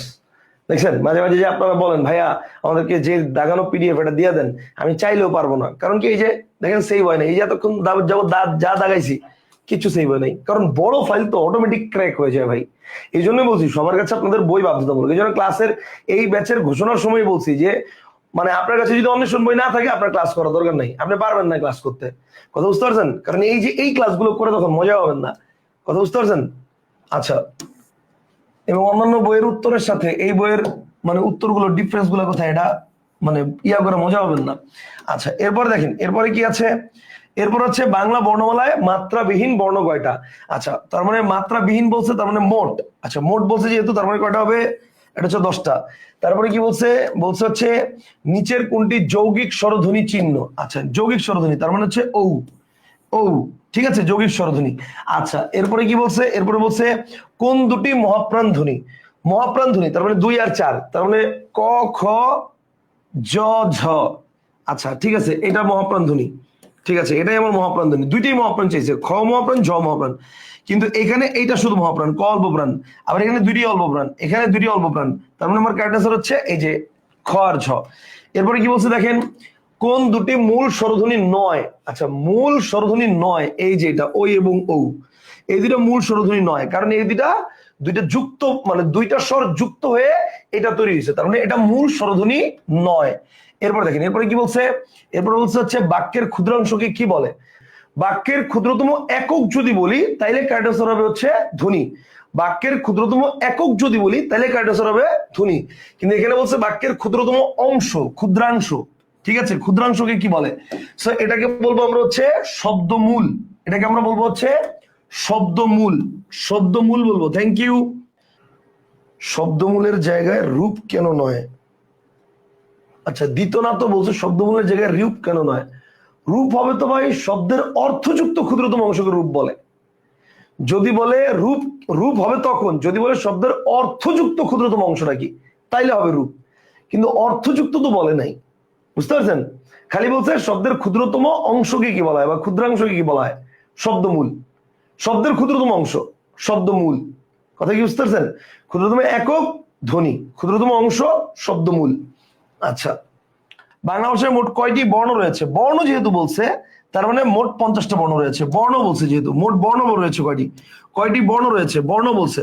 স্বরবর্ণ 11টা, মোট ব্যঞ্জনবর্ণ 39টা, সো মোট বর্ণ হচ্ছে 50টা, মোট বর্ণ হচ্ছে 50টা। এরপর দেখেন, এরপরে বলছে বাংলা বর্ণমালায় পূর্ণমাত্রা, অর্ধমাত্রা ও মাত্রাহীন বর্ণের সংখ্যা কত। পূর্ণমাত্রা 32, অর্ধমাত্রা 8, মাত্রাহীন 10, তার মানে 32, 8, 10। সো কারেক্ট আনসার হবে 32, 8, 10। তবে এই ক্ষেত্রে আপনাকে একটা জিনিস বলে রাখি, মাঝে মাঝে হয় কি আপনারা তো এটা ঠাডা মুখস্থ করে ফেলছেন 32, 8, 10, 32, 8, 10, অনেক সময় হয় কি এই কথাটা একটু ঘুরায় দেয়, পূর্ণমাত্রা অর্ধমাত্রা মাত্রাহীন না দিয়ে দেয় পূর্ণমাত্রা মাত্রাহীন ও অর্ধমাত্রা। পূর্ণমাত্রা মানে প্রশ্ন এরকম করে, বাংলা বর্ণমালায় পূর্ণমাত্রা, মাত্রাহীন ও অর্ধমাত্রা বর্ণের সংখ্যা কয়টি। তো যেহেতু প্রথমে বলছে পূর্ণমাত্রা, তার মানে 32, ঠিক আছে, কিন্তু তারপরে কিন্তু অর্ধমাত্রা বলে নাই, বলছে মাত্রাহীন, অর্থাৎ তারপরে কিন্তু 8 আসবে না, আসবে 10, অর্থাৎ 32, 10, 8 হবে তখন উত্তর। তো একটা অপশনে 32, 8, 10 থাকে, আরেকটা অপশনে 32, 10, 8 থাকে। সো ওই 10, 8 হচ্ছে উত্তর হবে তখন, যদি আমার অপশনে পূর্ণমাত্রা, মাত্রাহীন এবং অর্ধমাত্রা বলে, মানে প্রশ্নে। কিন্তু আপনারা কি এই যে 32, 8, 10 এটা তো ঠাড়া মুখস্থ, আপনারা বেশিরভাগ প্রশ্নের মানে স্টুডেন্ট এটা এই 32, 8, 10 দাগায় দিয়ে আসেন, কিন্তু আমার কোশ্চেনে বলছে বাংলা বর্ণমালায় পূর্ণমাত্রা, মাত্রাহীন ও অর্ধমাত্রা বর্ণের ভারসাম্যগত বা রেশিওগত। কথা কি ক্লিয়ার, বুঝতে পারছেন জিনিসটা। সো কোশ্চেন মানে পড়েই এক পলকে উত্তর দেখানো যাবে না, আগে কোশ্চেনটার থিমটা বুঝতে হবে, চাইছেটা কি, সেই অনুযায়ী দেখাতে হবে, ঠিক আছে। আচ্ছা, এরপর দেখেন, এরপর হচ্ছে বাংলা বর্ণমালায় পরাশ্রয়ী বর্ণ কয়টি। দেখেন পরাশ্রয়ী বর্ণ কয়টি বাংলা বর্ণমালায়, পরাশ্রয়ী বর্ণ কয়টি। পরাশ্রয়ী বর্ণ হচ্ছে তিনটা। তিনটা কি কি, অনুস্বর, বিসর্গ এবং চন্দ্রবিন্দু, এই তিনটাকে বলে পরাশ্রয়ী বর্ণ। এরপর আসছেন, এরপরে কি আছে, এরপরে আছে হচ্ছে দেখেন, এরপরে আছে হচ্ছে নিচের কোনটি শুদ্ধ, নিচের কোনটি শুদ্ধ। আচ্ছা, নিচের কোনটি শুদ্ধ। আচ্ছা চলেন দেখি একটু কোনটা শুদ্ধ। এই যে মূর্ধন্য স প্লাস মূর্ধন্য ইকুয়াল টু এটা, হ্যাঁ ঠিক আছে, এটাই শুদ্ধ আমার। এটা দন্তন দিয়ে হয় না, দন্তনের কারণে এটা ভুল। আর এটা মূর্ধন্যস্বর কারণে উম, এটাও হবে না। মূর্ধন্যস্বর প্লাস ইয়, এটাও হবে না। এটা মূর্ধন্যস্বর প্লাস মূর্ধন্য দুইটা মিলে হচ্ছে এটা হয়, এবং এটার উচ্চারণটা হয় হচ্ছে কৃষ্ণ, তৃষ্ণা, ঠিক আছে, এই সব জায়গায় হয়। আচ্ছা, এরপর আসেন পরের কোশ্চেনে চলে যাই। আমরা ছিলাম হচ্ছে 59। আচ্ছা, এরপর দেখেন 70। 70 নম্বরে কি, ভাষার মৌলিক অংশ কয়টি। মৌলিক অংশ, ভাষার মৌলিক অংশ কয়টা। মৌলিক অংশ হচ্ছে 3টা নাকি 4টা নাকি 5টা নাকি 6টা। ভাষার মৌলিক রীতি 2টা। মৌলিক রীতি বললে 2টা, লৈখিক আর মৌখিক, কিন্তু মৌলিক অংশ, ভাষার মৌলিক অংশ বললে 4টা। 4টা হচ্ছে অধভাস, মানে অর্থতত্ত্ব, বাক্যতত্ত্ব, শব্দতত্ত্ব এবং ধ্বনিতত্ত্ব। সো ভাষার মৌলিক অংশ কয়টা, মৌলিক অংশ হচ্ছে 4টা। মৌলিক অংশ কয়টা, মৌলিক অংশ হচ্ছে 4টা। বাট এটা এই টপিকের না, মানে এটা হচ্ছে অন্য টপিক, অন্য টপিকের কোশ্চেন। ওকে, আচ্ছা এই টপিকের কোশ্চেন না। আচ্ছা এরপরে দেখেন, এরপরে কি আছে আগের টপিকের কোশ্চেন। আচ্ছা এরপরে দেখেন, এরপর হচ্ছে 71 নম্বর কোশ্চেন কি বলছে, ব্যঞ্জন বর্ণ, দেখেন ব্যঞ্জন বর্ণের বিকল্প রূপের নাম কি। আচ্ছা ব্যঞ্জন বর্ণের বিকল্প রূপের নাম কি, এই যে দেখেন কোশ্চেনটা কি ঘুরে দিছে, ব্যঞ্জন বর্ণের বিকল্প রূপের নাম কি, বিকল্প রূপ মানে অন্য রূপটা, তারপরে স্বরবর্ণের সংক্ষিপ্ত রূপ কি কি বলা হয়। যেমন স্বরবর্ণ, এই যে দেখেন এটা কি, এটা হচ্ছে রস্বই, এটা একটা রূপ, এটার আরেকটা বিকল্প রূপ কি এইটা, এটা পূর্ণ এটা সংক্ষিপ্ত, কিন্তু এটার বিকল্প রূপই তো এইটা। তো এরকম ব্যঞ্জন বর্ণের বিকল্প রূপকে কি বলা হয়। এখন ব্যঞ্জন বর্ণের বিকল্প রূপকে কি বলা হয়, এই যে দেখেন অনুবর্ণ আমার অপশনে আছে, then অনুবর্ণ is the best answer. কিন্তু যদি আমার অনুবর্ণ অপশনে না থাকতো সেক্ষেত্রে আমি দিতাম ফলা। কথা কি ক্লিয়ার? সেক্ষেত্রে আমি দিতাম ফলা, কিন্তু যেহেতু অনুবর্ণ আছে দেন অনুবর্ণ will be the best answer. কনসেপ্টটা কি ক্লিয়ার? ওকে এরপর দেখেন, আচ্ছা এরপরে কি আছে দেখেন, এরপরে কি আছে দেখেন, আচ্ছা এটা হচ্ছে হম। আচ্ছা হম এর জায়গাটা কি, হম হচ্ছে এই যে হ প্লাস ম এই দুটো দিয়ে, এবং দেখেন প্রথমটা নিচে হসন্ত আছে দেখছেন, সো হসন্ত আছে, হসন্ত থাকতে হবে, হ্যাঁ মানে হসন্ত থাকলে এটা হচ্ছে বেস্ট অ্যান্সার। এরপর দেখেন সংস্কৃত প্রয়োগ অনুসারে বাংলা বর্ণমালায়, সংস্কৃত প্রয়োগ অনুসারে বাংলা বর্ণমালায় রি কোন বর্ণের মধ্যে রক্ষিত। আচ্ছা সংস্কৃত প্রয়োগ অনুসারে বাংলা বর্ণমালায় রি কোন বর্ণের মধ্যে রক্ষিত, উষ্মবর্ণ, স্বরবর্ণ, ব্যঞ্জন বর্ণ, ঘোষ বর্ণ। আচ্ছা সংস্কৃত অনুসারে অনুবর্ণ, গুড। এরপর দেখেন দেন হচ্ছে আমরা বলতেছি কি, আমরা বলতেছি হচ্ছে সংস্কৃত প্রয়োগ অনুসারে বাংলা বর্ণমালায় রি কোন বর্ণের মধ্যে রক্ষিত, উষ্মবর্ণ আগেই বাদ, উষ্মবর্ণ এটা হবে না, ওকে ফাইন। দেন হচ্ছে ঘোষ বর্ণ আগেই বাদ, স্বরবর্ণ আর ব্যঞ্জন বর্ণ দুটোর মধ্যে একটা, কোনটা হবে বলেন তো, কোনটা হবে কারেক্ট অ্যান্সার? স্বরবর্ণই হবে, কিন্তু আমরা রি উচ্চারণ করি যখন তখন দেখতেছি রি কে আমরা কিন্তু মানে রয় রস্বীকার দিয়ে রিপ্রেজেন্ট করা যায়, ব্যঞ্জন দিয়ে রিপ্রেজেন্ট করা যায়, এ কারণেই আমরা কিন্তু এটাকে প্রকৃত বাংলা স্বরধ্বনি বলা চলে না, কারণ এটা সংস্কৃত থেকে আসছে। সংস্কৃতেও এইটা স্বরধ্বনির মধ্যেই ছিল, কিন্তু এটাকে আমরা কি বলি, প্রকৃত বাংলা স্বরধ্বনি বলা চলে না, কারণ অবিকৃত অবস্থায় এটা চলে আসছে। কনসেপ্টটা কি ক্লিয়ার? এটা অবিকৃত অবস্থায় চলে আসছে, ওকে ফাইন। সো স্বরবর্ণই উত্তর হবে। আচ্ছা মানে এই কোশ্চেনটা কিন্তু খুবই সহজ কোশ্চেন, রি তো এখনো স্বরবর্ণের মধ্যেই আছে।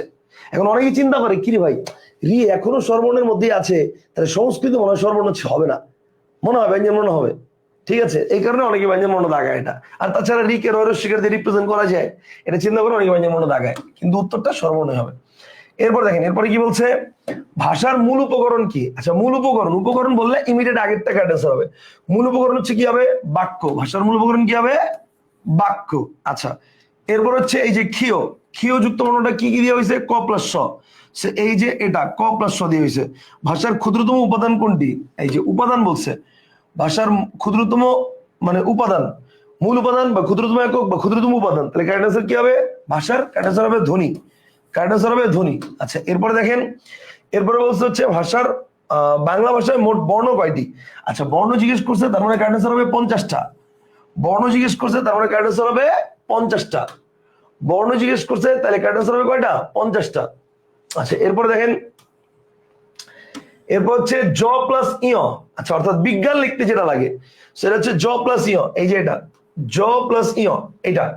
এরপর হচ্ছে কি বলছে, বাকযন্ত্রের মধ্যে সবচেয়ে সচল সক্রিয় প্রত্যঙ্গ কোনটি, এই যে দেখেন দাঁত, ঠোঁট, তালু, নাসিকা, কণ্ঠস্বর মানে জিহ্বামূল, ফুসফুস, এই সবগুলোই বাকযন্ত্রের অংশ, কিন্তু এর মধ্যে সবচেয়ে সক্রিয় এবং সবচেয়ে মুভেবল কোনটা, জিহ্বা। সো জিহ্বা হচ্ছে সবচেয়ে সচল এবং সক্রিয়, সো কারেক্ট আনসার হচ্ছে এটা। বাকিগুলাকে কিন্তু আপনি ইচ্ছা মতো চাইলে মুভ করাতে পারেন না, ঠিক আছে, সো কারেক্ট আনসার হবে জিহ্বা। আচ্ছা এরপর হচ্ছে কি, এরপর হচ্ছে ধ্বনির লিখিত রূপকে কি বলে। ধ্বনির লিখিত রূপকে বলা হচ্ছে বর্ণ। ধ্বনির লিখিত রূপকে কি বলে, কারেক্ট আনসার হচ্ছে বর্ণ। ধ্বনির লিখিত রূপকে কি বলে, কারেক্ট আনসার হচ্ছে বর্ণ। এরপর দেখেন শীষ ধ্বনি কোনটি, শীষ ধ্বনি কোনটি, শীষ বানানটা ভুল আছে, শীষ বানানটা দন্তস্ব হবে, শীষ বানানটা দন্তস্ব হবে, দাঁড়ান আমি একটু ঠিক করে নেই, আপনাদেরকে পড়াইতে গেলে আমারও একটা লাভ আছে, এই আপনাদেরকে একটা একটা করে এমসিকিউ সলভ করাচ্ছি, বইয়ের মধ্যে কোনো বানান ভুল থাকলে এটা আমি মার্ক করে রাখতেছি, পরবর্তী সংস্করণে ঠিক করে দিব। আপনাদেরকে পড়ে দেখে এটা আমারও একটা লাভ। আচ্ছা, কি নাম্বার? 81 নম্বর কোশ্চেন। 81 নম্বর কোশ্চেনে বানান ভুল। 81 নম্বর কোশ্চেনটা কি আছে? 81 নম্বর কোশ্চেন আছে হচ্ছে শীষ বানানটা ডোন্ট আসা।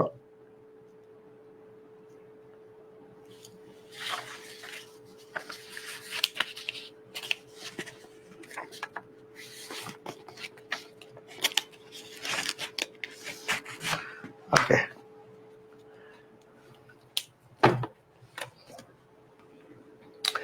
এরপর দেখেন, এরপরে কি বলছে?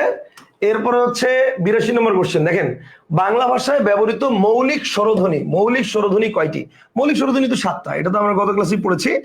বাংলা ভাষায় স্বরবর্ণ কতটি? আচ্ছা, স্বরবর্ণ বলছে যেহেতু তার মানে বর্ণ বলছে যেহেতু তার মানে কয়টা হবে? 11টা। আচ্ছা, বাংলা ভাষায় পূর্ণমাত্রার সম্পন্ন বর্ণ কয়টি রয়েছে? আচ্ছা, পূর্ণমাত্রার সম্পন্ন বর্ণ কয়টি রয়েছে? তার মানে 32। 32 আর 10 তো 32 হয়ে গেছে অ্যান্সার 32। এরপরে কি আছে? বাংলা ভাষায় যৌগিক স্বরধ্বনির সংখ্যা কয়টি? যৌগিক স্বরধ্বনি যেহেতু বলছে, তার মানে কারেক্ট আনসার হবে 25টা। কারেক্ট আনসার হবে 25টা। এরপর হচ্ছে বাংলা ভাষায় আনুনাসিক স্বরধ্বনি কয়টি? এই যে দেখেন, এখানে একটা বিষয়, অনুনাসিক আর আনুনাসিক, আরেকটা আছে সানুনাসিক। এখন অনুনাসিক, আনুনাসিক বা সানুনাসিক, এই তিনটার মধ্যে ডিফারেন্সটা কি? এটা হচ্ছে নাসিক্য বর্ণের একটা অংশ। এখন অনুনাসিক আর আনুনাসিক এই দুটার মধ্যে ডিফারেন্স, এটা যদি আমি আপনাকে বুঝাই না দিই, আপনি জীবনেও বুঝবেন না।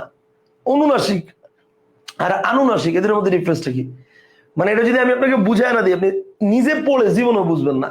দেখেন, অনুনাসিক এইটার অর্থ বাংলা একাডেমির অভিধানে দেওয়া আছে নাসিকার সাহায্যে উচ্চার্য। কথাটা বুঝেন, আমি একটু লিখে বোঝানোর চেষ্টা করতেছি। অনুনাসিক, এটা লেখা আছে, অনুনাসিকের সংজ্ঞা লেখা আছে বা অর্থ লেখা আছে নাসিকার সাহায্যে উচ্চার্য। আর আনুনাসিক এটা লেখা আছে নাসিকার সাহায্যে উচ্চারিত। এখন এদের মধ্যে ডিফারেন্সটা কি? নাসিকার সাহায্যে উচ্চারিত এটা হচ্ছে আনুনাসিক, কথাটা বুঝছেন। আর উচ্চার্য হচ্ছে অনুনাসিক। এখন উচ্চার্য আর উচ্চারিত এদের মধ্যে ডিফারেন্সটা কি? ডিফারেন্সটা হচ্ছে উচ্চার্য মানে উচ্চারণ করতে হবে, এটা রীতি, এটা নিয়ম। আর উচ্চারিত মানে আপনি উচ্চারণ করছেন কিন্তু না করলেও হইতো, বা এটা করার কোনো নিয়ম নাই কিন্তু আপনি করছেন, এটা হচ্ছে উচ্চারিত মানে আপনি করছেন। যেমন আমার এক ফ্রেন্ড ছিল, ইভা নাম। তো ইভারে যদি জিজ্ঞেস করতাম, দোস্ত চল, মানে আমাদের ডিপার্টমেন্ট ছিল হচ্ছে 3 তলায়, অ্যাকাউন্টিং ডিপার্টমেন্ট। তো যখন 3 তলা থেকে বলতাম যে দোস্ত চল নিচে যাবো, চা খাবো, না আমি যাবো না, আমি খাবো না, চা খাবো না, নিচে যাবো না। এখন কিছু কিছু কিছু মেয়ে আছে না এরকম, না মেয়েদের ক্ষেত্রে এটা বেশি হয় সাধারণত, না আমি যাবো না, খাবো না, পড়বো না, ঠিক আছে, এই যে যাবো না, খাবো না। এখন ব্যাপারটা হচ্ছে, অর্থাৎ এই জায়গায় নাসিক্য বর্ণ কিন্তু নাই, কিন্তু ইচ্ছা করে কি করছে? নাক দিয়ে উচ্চারণ করছে। যেমন ধরেন, আমি যদি বলি, ধরেন একটা মানে বাক্য বললাম যে আজ শুক্রবার চলো ঘুরতে যাই। কি বললাম? আজ শুক্রবার। ধরেন বললাম আজ শুক্রবার চলো ঘুরতে যাই। আজ শুক্রবার চলো ঘুরতে যাই। তো এই যে একটা বাক্য বললাম যে আজ শুক্রবার চলো ঘুরতে যাই। এখন চিন্তা করেন তো ভাই, আজ শুক্রবার চলো ঘুরতে যাই, পুরো বাক্যের মধ্যে কোনো নাসিক্য বর্ণ আছে? অনুস্বর চন্দ্রবিন্দু একটাও আছে? নাই। কিন্তু এটা যদি এবারে জিজ্ঞেস করতাম, দোস্ত ইভা চল আজ শুক্রবার চল ঘুরতে যাই সবাই মিলা, ওর উচ্চারণ হচ্ছে মানে আজ শুক্রবার চলো ঘুরতে যাই, সব নাক দিয়া। তাহলে আলটিমেটলি এখন ও উচ্চারণ করছে নাক দিয়া, কথাটা বুঝছেন? ও উচ্চারণ করছে নাক দিয়া, সবকিছু চন্দ্রবিন্দু দিয়া ও নাক দিয়ে উচ্চারণ করছে। তো এটা নাক দিয়ে উচ্চারণ করার রীতি নাই, কিন্তু ও করছে, এটা হচ্ছে আনুনাসিক। আর অনুনাসিক কি? উচ্চারণ করতে হবে, অর্থাৎ দন্তন্য, মূর্ধন্য বা উম, ম, এগুলো যেটা। কথা কি ক্লিয়ার? তো এখন তার মানে এখন প্রশ্ন হচ্ছে ভাই, আনুনাসিক আর অনুনাসিক ডিফারেন্সটা বুঝলাম। সানুনাসিক কি? সানুনাসিক মানে সহ অনুনাসিক, মানে অনুনাসিক সহ, সেটা হচ্ছে সানুনাসিক। অর্থাৎ অনুনাসিক আর সানুনাসিক একই কথা। এখন তার মানে বাংলা ভাষায় আসলে আনুনাসিক বর্ণ বলতে কিছু নাই। আনুনাসিক বর্ণ বলতে কিছু নাই, অনুনাসিক বর্ণ আছে বা অনুনাসিক ধ্বনি আছে। তো অনুনাসিক ধ্বনি বা মানে অনুনাসিক বর্ণ কয়টা? ওই নাসিক্য ধ্বনি যেটা, ওইটাই অনুনাসিক ধ্বনি। কারণ নাসিক্য মানে কি, যেটা নাসিকার সাহায্যে উচ্চার্য, সেটাই অনুনাসিক বা নাসিক্য। তার মানে নাসিক্য বর্ণ বা অনুনাসিক বর্ণ একই কথা 7টা, আবার নাসিক্য ধ্বনি বা অনুনাসিক ধ্বনি একই কথা 3টা। কথা কি ক্লিয়ার? আনুনাসিক বলতে কিছু নাই, কিন্তু এইখানে আমার প্রশ্নে আনুনাসিক দিছে, আমার কিছু করার নাই, আমি তার প্রশ্নের ভুল সংশোধন করতে পারবো না। আমার এখানে বলছে বাংলা ভাষায় আনুনাসিক স্বরধ্বনি কয়টা, আমি ধরে নিব এখানে আনুনাসিক আর অনুনাসিক একই কথা বলছে। সো তার মানে কয়টা? ওই যে ধ্বনি যেহেতু বলছে তার মানে 3টা। যদি বর্ণ বলতো তাহলে 7টা হইতো। আমার এখানে কি 3 আছে? হ্যাঁ 3 আছে। সো যেহেতু 3 আছে, then 3 will be the best answer. 3 will be the best answer. যদি আমার এখানে 3 না থাকতো তাহলে আমার উত্তর হতো 7। কনসেপ্টটা কি ক্লিয়ার? যদি আমার এখানে 3 না থাকতো উত্তর হতো 7।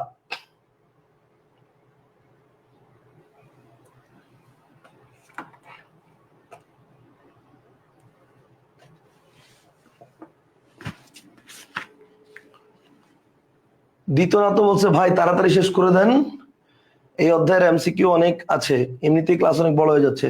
তো কি হয়েছে, ক্লাস বড় হয়েছে, আপনি এখন কইরেন না, আপনি এখন মানে লিভ নেন, পরে কইরেন, সমস্যা নাই। আমি এই ব্যাচে প্রিমিয়াম সার্ভিসটা দিব, প্রত্যেকটা স্টুডেন্টকে প্রত্যেকটা এমসিকিউর উত্তর বুঝায় বুঝায় বুঝায় বুঝায় পড়াবো। এটাই তো আপনাদের জন্য এই ব্যাচের সবচেয়ে বড় প্রাপ্তি। আর আমি যদি মনে করেন খালি এটার উত্তর এটা, এটার উত্তর এটা, এভাবেই যাই, বুঝায় বুঝায় না যাই, তাহলে আমার এইটা মানে এই ক্লাস নেওয়া আর না নেওয়া তো এক কথা। উত্তর তো আপনার বইয়ে দেওয়া আছে। প্রতিটা কোশ্চেনের এমসিকিউ ব্যাখ্যা সহকারে বুঝায় বুঝায় পড়ানোটাই তো মেইন ফ্যাক্ট। আমার কথা বুঝেন নাই? আমি যদি খালি বলি যে এটার উত্তর এটা, এটার উত্তর এইটা, তাহলে তো আমার এই ক্লাস নেওয়া আর না নেওয়া একই কথা। আমার কথা বুঝতে পারছেন? আর তাছাড়া কষ্ট আমার হচ্ছে, কষ্ট তো আপনাদের হচ্ছে না, কষ্ট হচ্ছে আমার। আপনাদের যদি কষ্ট হয় তাহলে আপনারা লিভ নেন, সমস্যা নাই, পরে দেখে নেবেন, আবার কোনো সমস্যা নাই। এখন মনে করেন আপনি কত পর্যন্ত দেখছেন? 86 পর্যন্ত দেখছেন, পরে বাকিটা দেখে নেবেন। আমরা তো বলছি, ক্লাসের শুরুতেই বলছি আজকে আমরা 100 পর্যন্ত আলোচনা করব। 100, আমরা আবার চেষ্টা করবো আগামীকালকে 100 পড়ার, এরপরে পরশু দিন 100 পড়ার। ঠিক আছে? ওকে,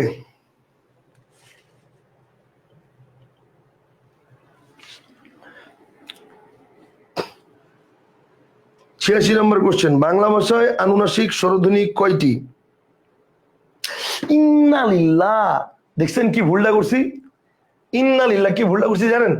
দেখেন এটার উত্তর কিন্তু 3 বলতেছি কি, উম দন্তন্য ম, এগুলো তো ব্যঞ্জন, এগুলো তো ব্যঞ্জন। আল্লাহ, কোশ্চেনটা দেখছেন কি ভুলটা করছি? তার মানে খেয়াল করছেন, কোশ্চেনটা ভালো করে না দেখার কারণে আমি নিজেও ভুল করে ফেলছি। দেখেন এখানে বলছে আনুনাসিক স্বরধ্বনি, স্বরধ্বনি বলছে।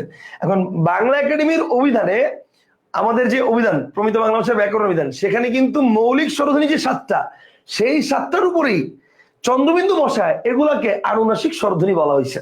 কথা কি ক্লিয়ার? সো তার মানে আমার যদি শুধু আনুনাসিক ধ্বনি বলতো, আমি এতক্ষণ আনুনাসিক ধ্বনি চিন্তা করতেছি, সেই হিসাবে আমি উত্তর বলছি 3টা। আমার কথা বুঝতে পারছেন? কিন্তু এখানে যে স্বরধ্বনি কথাটা আছে এটা আমি খেয়াল করি নাই। তো এখনই যে একজন বললো যে ভাই বইয়ে কিন্তু 7টা দেওয়া আছে, আমি বললাম 7টা কেন দেওয়া আছে, প্রশ্ন ভালো করে পড়ে দেখি যে এখানে তো আনুনাসিক স্বরধ্বনি চাইছে। স্বরধ্বনি কয়টা? স্বরধ্বনি মৌলিক স্বরধ্বনি কয়টা? 7টা না? এই 7টার উপরে চন্দ্রবিন্দু দিয়ে আনুনাসিক স্বরধ্বনি বলা হয়েছে। তার মানে কারেক্ট আনসার কয়টা হবে? 7টাই হবে। কথা বুঝতে পারছেন? দেখেন আমি আপনাদেরকে দেখানোর চেষ্টা করি, এটা কোথায় আছে আমি আপনাদেরকে দেখাই। এই যে দেখেন, এটা হচ্ছে বাংলা একাডেমির অভিধান।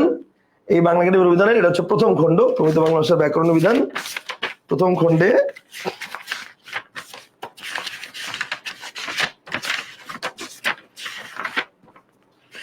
পড়তে হবে ভাই, প্রচুর পড়তে হবে। এই যে দেখেন, আপনাদেরকে পড়ানোর জন্য আমার যে কত পড়তে হয় এটা তো আপনারা জানেন না। ওয়েট দাঁড়ান, দেখতেছেন কিনা ঠিক মতো কেমনে বুঝবো এইখানে। এই যে দাঁড়ান, ওয়েট দেখেন, দেখতেছেন? ও না, এটা তো অন্ধকার দেখা যাচ্ছে পুরো, এটা তো ক্লিয়ার দেখতে পাচ্ছেন না, দেখা যাচ্ছে না। এখানে একটা চার্ট দেওয়া আছে, বুঝতে পারছেন? এই চার্টের মধ্যে এটা হচ্ছে অনুনাসিক, এটা হচ্ছে মানে অনুনাসিক ধ্বনি সহ আর কি, চন্দ্রবিন্দু সহকারে পুরোটা দেওয়া আছে। যাই হোক, এটা চার্ট দেখতে পাচ্ছেন না। তা আমি যেটা বলছি সেটা মুখেই বলে দিলাম। আমি এটার মধ্যে যেটা করা আছে সেটা হচ্ছে মৌলিক যে স্বরধ্বনিগুলো আছে 7টা, অর্থাৎ অ আ ই উ এ এ ও, সেই 7টার উপর চন্দ্রবিন্দু বসে মৌলিক স্বরধ্বনি বলা হয়েছে 7টা। কথা বুঝতে পারছেন? কথা বুঝতে পারছেন? ওকে, ভেরি গুড। ঠিক আছে, তাহলে কারেক্ট আনসার হচ্ছে আমাদের এইটা 7টা হবে। Very good, very good, very good. আচ্ছা, এরপরে দেখেন, এরপরে কি বলছে? তালব্য বর্ণ কোনগুলো? আচ্ছা, তালব্য বর্ণ কোনগুলো? তালব্য বর্ণ মানে কি? এই যে এটা চ ছ জ ঝ। আচ্ছা, ও এই তো গুড কোশ্চেন। এখন তালব্য বর্ণ কোনগুলো? এটা আমার চ ছ জ ঝ, এটা তো ব্যঞ্জনে। এখন স্বরবর্ণের ক্ষেত্রে তালব্য বর্ণ কোনগুলো? এখন আপনি দেখেন আমাদের বইয়ের মধ্যে, আপনাদের সবার কাছে আশা করি বইটা আছে, তো আমাদের বইয়ের মধ্যে আমি কিন্তু এটার একটা চার্ট দিয়ে দিছি। আমি কিন্তু এটা একটা চার্ট দিছি। চার্টটা কোথায়? এই যে দেখেন 34 নম্বর পেজে, 34 নম্বর পেজে একদম সবার উপরে হাতের বাম পাশে উচ্চারণ স্থান অনুযায়ী স্বরবর্ণের নাম। মানে একটা তো উচ্চারণ স্থান অনুযায়ী স্বরবর্ণ দেখাইছি যে কণ্ঠ, ওই যে উচ্চ মধ্য, নিম্ন মধ্য, জিহ্বার অবস্থান উচ্চারণ হয়েছে, কিন্তু এটা হচ্ছে উচ্চারণ স্থান অনুযায়ী স্বরবর্ণের নাম। কণ্ঠবর্ণ কি? অ আ, এই যে দেখেন অ আ, এটা কি কণ্ঠ, এখান থেকে উচ্চারিত হচ্ছে।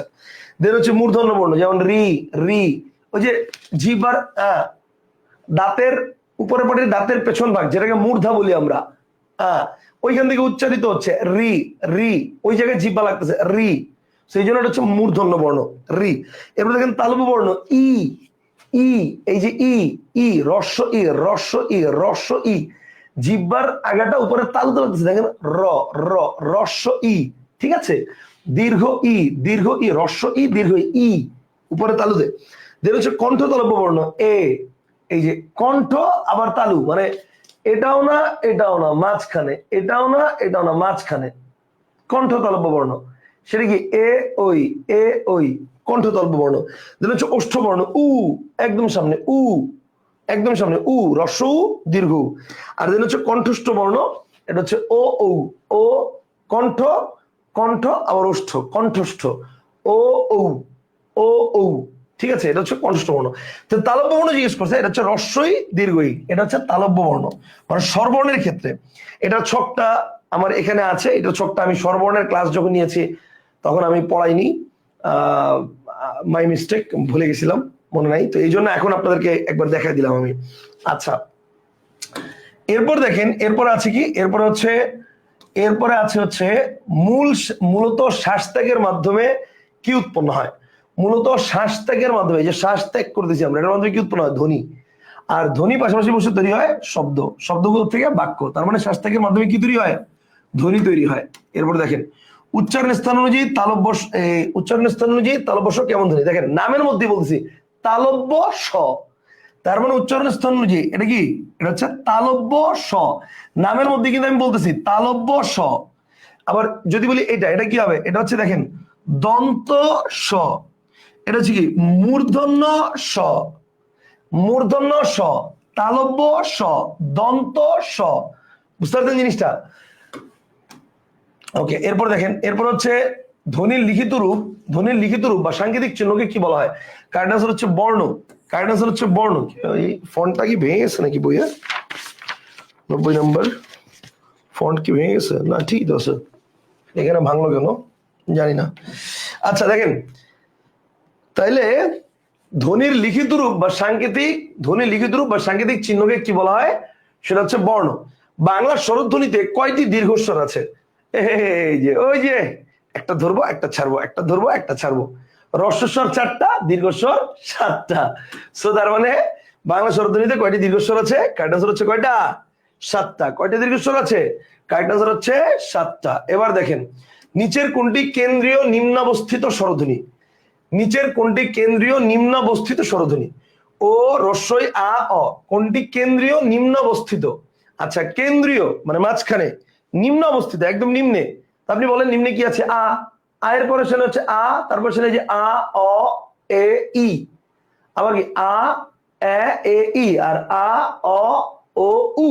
তার মানে আ কি? একদম নিম্নে। এবং এই যে আটা কি? আটা হচ্ছে নিম্ন এবং কেন্দ্রীয়। আটা কি? কেন্দ্রীয় এবং নিম্ন।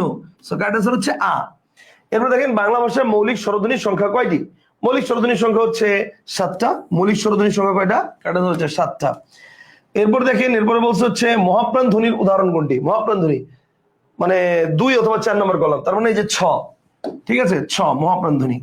আচ্ছা, এরপরে কি আছে, বাংলা ভাষায় ব্যবহৃত ধ্বনি কত প্রকার।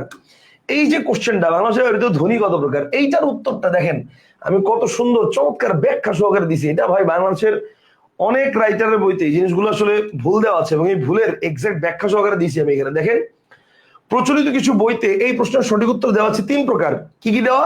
স্বরধ্বনি, ব্যঞ্জনধ্বনি ও অর্ধ স্বরধ্বনি, 3 প্রকার দেওয়া আছে। আবার সেক্ষেত্রে বাংলা একাডেমির প্রমিত বাংলা ভাষার ব্যাকরণ প্রথম খণ্ডের রেফারেন্সও টানা হয়েছে, অর্থাৎ বাংলা একাডেমির রেফারেন্স অনুসারে তারা বলছে 3 প্রকার। কিন্তু বাংলা একাডেমির রেফারেন্স অনুসারে এই কথাটা যে ভুল, আমি সেটা ব্যাখ্যা দিয়ে দিছি। সেটা কি?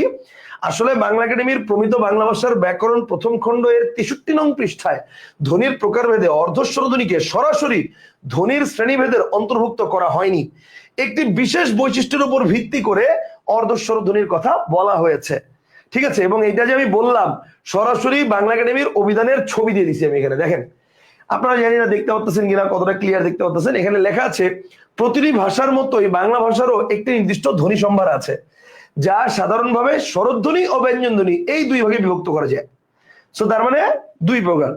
এরপরে কি বলছে, এছাড়া ধ্বনি বৈশিষ্ট্যের দিক থেকে বাংলা ভাষায় অর্ধস্বরের উপস্থিতি লক্ষ্য করা যায়, যেগুলো দ্বিস্বর বা যৌগিক স্বরের আলোচনায় প্রাসঙ্গিক হয়ে উঠবে। তার মানে বেসিক্যালি কয় প্রকার ভাই? সাধারণভাবে স্বরধ্বনি, ব্যঞ্জনধ্বনি এই 2 ভাগে বিভক্ত করা যায়। তার মানে আমার কারেক্ট আনসার কি হবে? কারেক্ট আনসার হবে হচ্ছে 2 প্রকার। বুঝতে পারছেন? তাই অপশনের উপর ভিত্তি করে এই প্রশ্নের সর্বোত্তম উত্তর 2 প্রকারই হবে। তবে অপশনে 2 প্রকার না থাকলে তখন 3 প্রকার দাগানো যেত। তা আমার এই প্রশ্নের অপশনে কি আছে? অপশনে কি আছে আমার এই প্রশ্নের? বলছে স্বরধ্বনি কয় প্রকার। অপশনে কি আছে? 2, 3, 4, 5। তার মানে আমার কারেক্ট আনসার কয় প্রকার হবে? 100% কারেক্ট আনসার হবে 2 প্রকার। 2 না থাকলে 3 প্রকার হইতো। বুঝতে পারছেন জিনিসটা? পরে কোশ্চেনে চলে যাই। 96 নম্বর কোশ্চেন। আসো 96 নম্বর কোশ্চেনে কি বলছে দেখো। 96 নম্বর কোশ্চেনে বলছে তালব্য শ, মূর্ধন্য শ, দন্ত শ, হ এই 4টি বর্ণের নাম কি? এই যে 4টি বর্ণের নাম হচ্ছে উষ্ম বর্ণ, তাই না? সেই 4টি বর্ণের নাম হচ্ছে উষ্ম বর্ণ বা শ্বাস বর্ণ। আচ্ছা, এরপর দেখেন, এরপর হচ্ছে বাংলা বর্ণমালায়। এই যে এবার আমি আপনাকে একটা কথা বলি, শুনেন। আপনাদের এই ব্যাচে যারা এখানে ক্লাস করছেন, এখন লাইভ ক্লাস না করলেও পরে যদি এমন কেউ থাকেন যে আমার আগের ব্যাচের স্টুডেন্ট, আগের কোনো ব্যাচের 18তম, 19তম, 20তম, 21তম, 22তম, 23তম, 24তম, আমার যে কোনো আগের ব্যাচের স্টুডেন্ট এই ব্যাচে অনেকেই ভর্তি হয়েছেন আপনারা, তারা আমাকে একটু বললেন যে আমি ঠিক বলছি কিনা।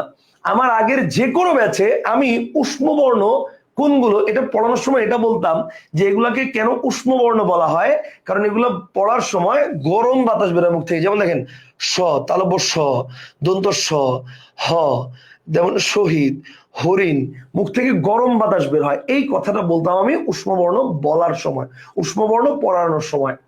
কিন্তু এই ক্লাসে, এই ব্যাচের ব্যঞ্জন ধ্বনির ভিডিও ক্লাসে আমি উষ্মবর্ণ বলার সময় কিন্তু এই কথাটা বলি নাই।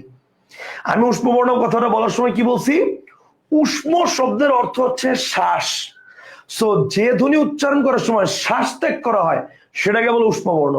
অর্থাৎ দেখেন, আমার 14 বছরের মানে ক্যারিয়ার শেষ, 14 বছর, আমার 15 বছর শেষ এই সেক্টরে।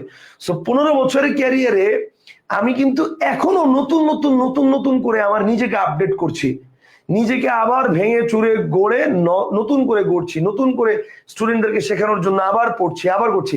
ভালো করে খেয়াল করে দেখলাম, দিস ওয়ার্ড ইজ উষ্ম। আমরা যেটা বলতেছি সেটা হচ্ছে উষ্ণ।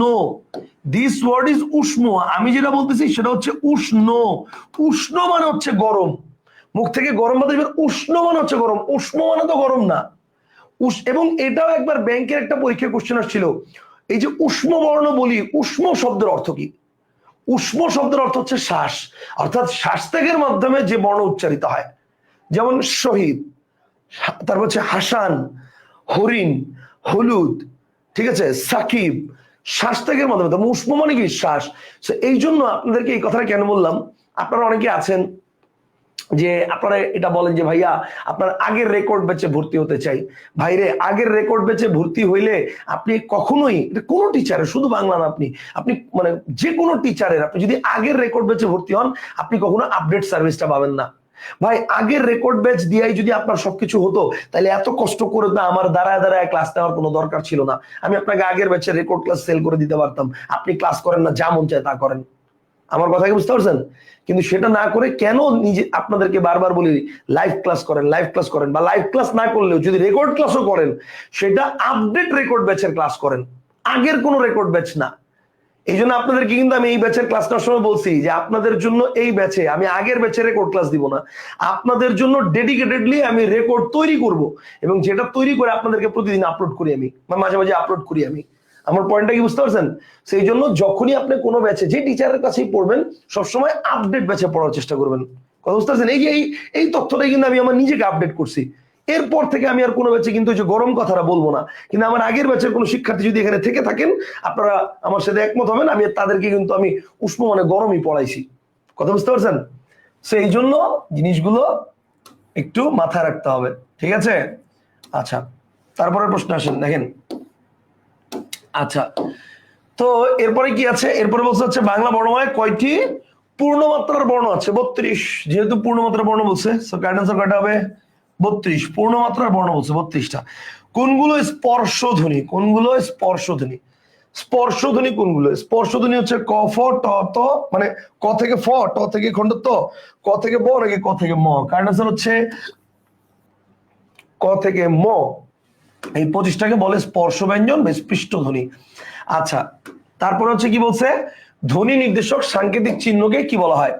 ধ্বনি নির্দেশক সাংকেতিক চিহ্নকে কি বলা হয়? কারেক্ট আনসার হচ্ছে বর্ণ। কারেক্ট আনসার হচ্ছে বর্ণ। আচ্ছা, এরপরে কি আছে?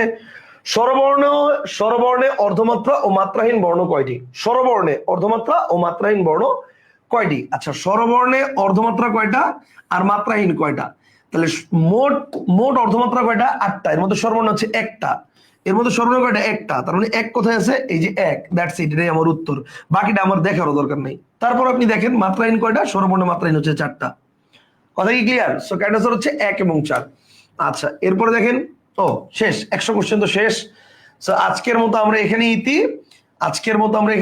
আমরা নেক্সট ক্লাসে শুরু করব 101 থেকে, এরপর হচ্ছে আবার 200 বা 210 পর্যন্ত, বা 200 পর্যন্ত। এরপরের ক্লাসে আমরা আবার 201 থেকে 302 পর্যন্ত আমাদের এই ক্লাসের সকল টপিক শেষ করে দিব।